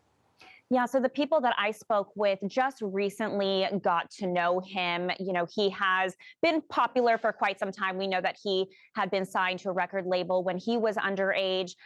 However, he has kind of blown up in the music scene the past couple years. So it would have been the past couple years that they did know her. But yeah, she would have been, what, about 12 years old during the time that she was coming around. And, you know, we don't know a whole lot about who her friends were, if she did have friends. We just know that she was coming around more in his circle. And we know she wasn't really home very often because she wasn't attending school. Well, God, if you think about it, you know, her friends would have been elementary school friends, because it's only a couple years ago that she would have been in elementary school. And if she disappeared at 13, she would have been just into middle school. And just the whole idea that we're talking about it is so uncomfortable. But I am so curious about her story and how she presents. And as you mentioned, these friends of David said she presented very much like a 19-year-old. Did they see her driving? Did they see her driving, say, his car? Because if she's telling everyone she's a USC student, she's got to be going out of the house or leaving his presence on a regular basis. Yeah, these people did not see her driving or ever see her driving his car or anything of the such of the matter. But, she was always with him. So, everything he did in his life, she kind of seemed to follow. Do we know, Charlie, if these friends had any inkling that Celeste had actually moved into that mansion, that she was full on a resident of that home in the Hollywood Hills with David? So the people that we spoke with a lot of neighbors in the area, and they don't recall seeing Celeste, or at least don't remember seeing her face. I know there are reports out there saying that she had been living with David and was at least staying there in the past couple weeks, leading up to when she was discovered. Did these friends of David ever mention that Celeste talked about her family or her home life, or let on anything about her personal life? Yeah, so the people that I spoke with didn't know much about her. It doesn't seem like this really came up, at least in like a social gathering or a social scene. No one really questioned much about her background. Like I mentioned, they just knew her as this college student that went to USC. It doesn't look like they really unpacked that. You kind of just take somebody at their word when they say things like that. Did you get the impression that they thought David might actually be involved in this extraordinarily mysterious and tragic death? So when I spoke to people around him, they were shocked that he was even remotely in, just the same sentence of this grisly, gruesome murder. Just the fact that it was his car that her remains were found in, they were shocked because, they said he appeared to be a very gentle guy, very shy guy, quiet. I also was told that his family is very conservative. They were very much involved in his life. Remember, he's just a 20-year-old, and his family was very much a part of his career from the beginning. And so for him to even be connected in any kind of way, again, he is not a person of interest, but for it just to be his car, they thought was just extremely disturbing and confusing. And just how could anybody do this, especially somebody that they would see at social scenes and things like that? They just can't believe it. It's extremely shocking for them. Do you know if these friends that you talked to have also been interviewed by the police? So I did speak with somebody who said that they have not personally been interviewed by police, but they believe that it's absolutely possible that other people in that group could have been interviewed by police. I'm sure police are trying to make sure that there's no stone unturned, and they are combing through everything to try to piece together this just horrific case. If I were a betting man, Charlie, I'd say he would be going to his support system, which, as you just mentioned, he's got a supportive family. I think they're in Houston. Does anybody know if that's a possibility? Any sightings, any hint, anything about Houston? There hasn't been any sightings, and like you mentioned, he is from Texas originally, and we do know that he has a couple homes out there as well, which it does not appear that there have been any search warrants for either one of those homes. There haven't been any sightings, so it appears he's in hiding. I'd imagine, like I mentioned, he is not a person of interest. Maybe, if he has no connection to this grisly murder whatsoever, he obviously knew who this young girl was. I imagine that would be extremely hard and painful to hear what unfolded to somebody but and it's unclear if he's spoken to police, but hopefully they get to the bottom of it soon.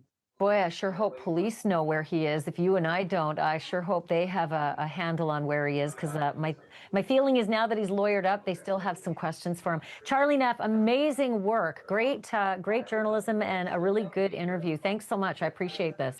Thank you so much, Ashley, and I hope you have a wonderful evening. And still ahead tonight, the remains of Celeste Rivas Hernandez were so decomposed they may not give investigators much to go on. But David's Tesla might. Last night, we talked about the digital trove of forensic information that car will hand over to the police. But if cops find the driver and the person who closed the trunk for the final time, does that mean they found the killer? Straight ahead, the art of the squeeze. How to hang decades of prison over someone until they talk. A detective who cracked Lacey Peterson's case is next.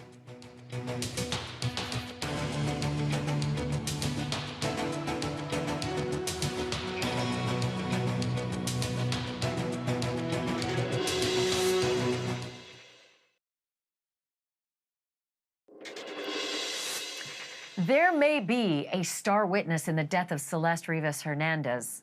Till now, it's been a total mystery. Who wrapped her up in plastic and closed her into the trunk of a Tesla until she decomposed beyond recognition? Well, there's a very good chance that the Tesla knows. If you were with us here last night, we listed off all the ways that Teslas record everything that happens around them. And if you missed it, you can check that out on my podcast, Drop Dead Serious. But the 2023 Model Y Tesla is a virtual rolling studio and hard drive all-in-one. 8 cameras on the outside, 1 camera on the inside. It can tell you who closed that trunk and when that closed trunk happened. It can tell you how many doors opened and closed after that trunk opened and closed for the last time. And it can tell you where the car drove from before it was abandoned. Best case scenario, the car identifies the driver. But if the driver isn't the killer, how can police squeeze that driver for more information? Nobody knows what gets a guy to talk quite like my next guest. John Buehler is a former detective in the Modesto, California PD, and he worked one of the most infamous dismemberment cases of our time, the Laci Peterson murder. John, welcome back. I was dying to talk to you about this. What exactly could you hang over the driver of that Tesla to say, you want to go to prison facing X, Y, and Z? If not, talk. Well, there's a whole bunch of tools that you have when you're interviewing people. And one of the big things is you have to figure out if they've got a lot to lose. And the more somebody has to lose, the more you can work on alternate plans for their future. So if with this case, it sounds to me like it's kind of a sloppy murder. You just leave it a dismembered body in a trunk. Not a lot of pre-planning with that. It possibly was, but it's pretty sloppy on the tail end.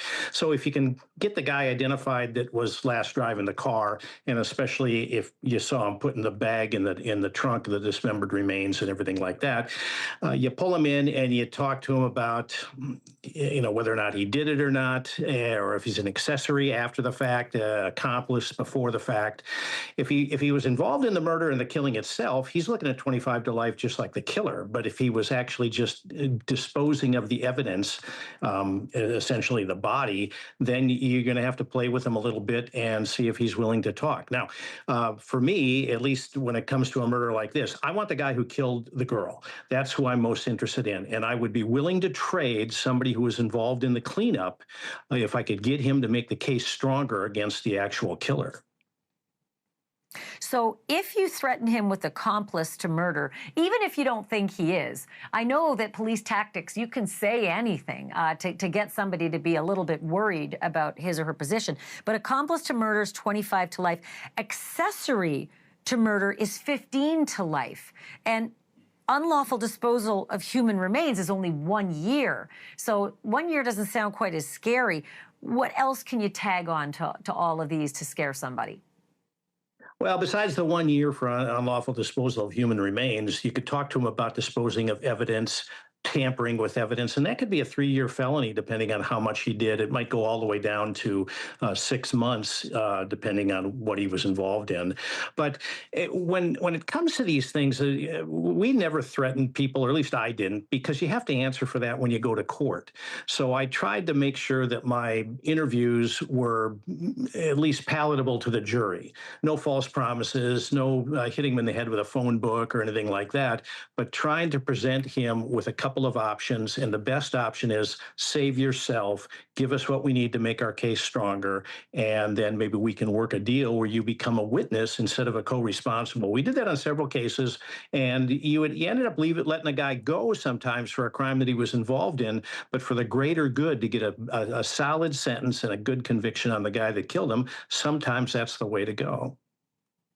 Well, I own this same Tesla, and I literally understand how much of my privacy I've given up having this Tesla and having the luxury of having Sentry mode, protect, my car for me, and basically scare people off if they even walk near it. All those things come with a price.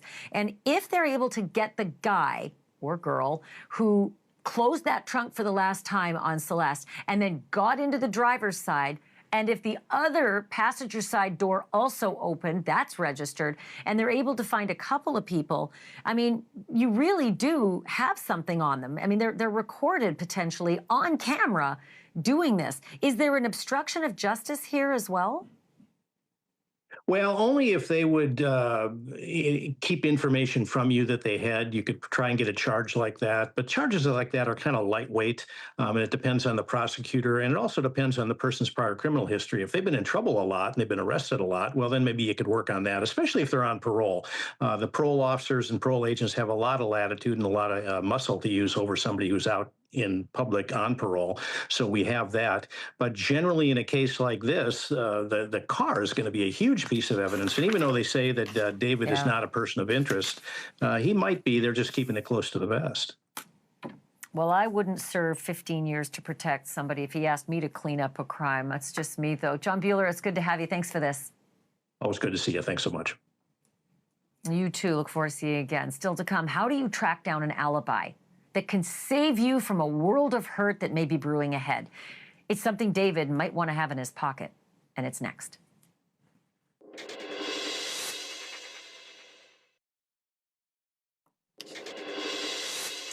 Right now, nobody needs an alibi more than the singer David, wrapped up in the suspicious death of an underage girl. But could it be easier for him than we all think? Tomorrow, we're going to break down the roadmap of his tour schedule. If he is thousands of miles away when Celeste died and was stuffed into the trunk of his car, is he in the clear? Was there time for him to fly home in between gigs? Did he have the money? Be sure to watch. We've got it all laid out for you, and it's a pretty interesting little map. Thank you so much for watching tonight. Really appreciate having you here. Cuomo starts now.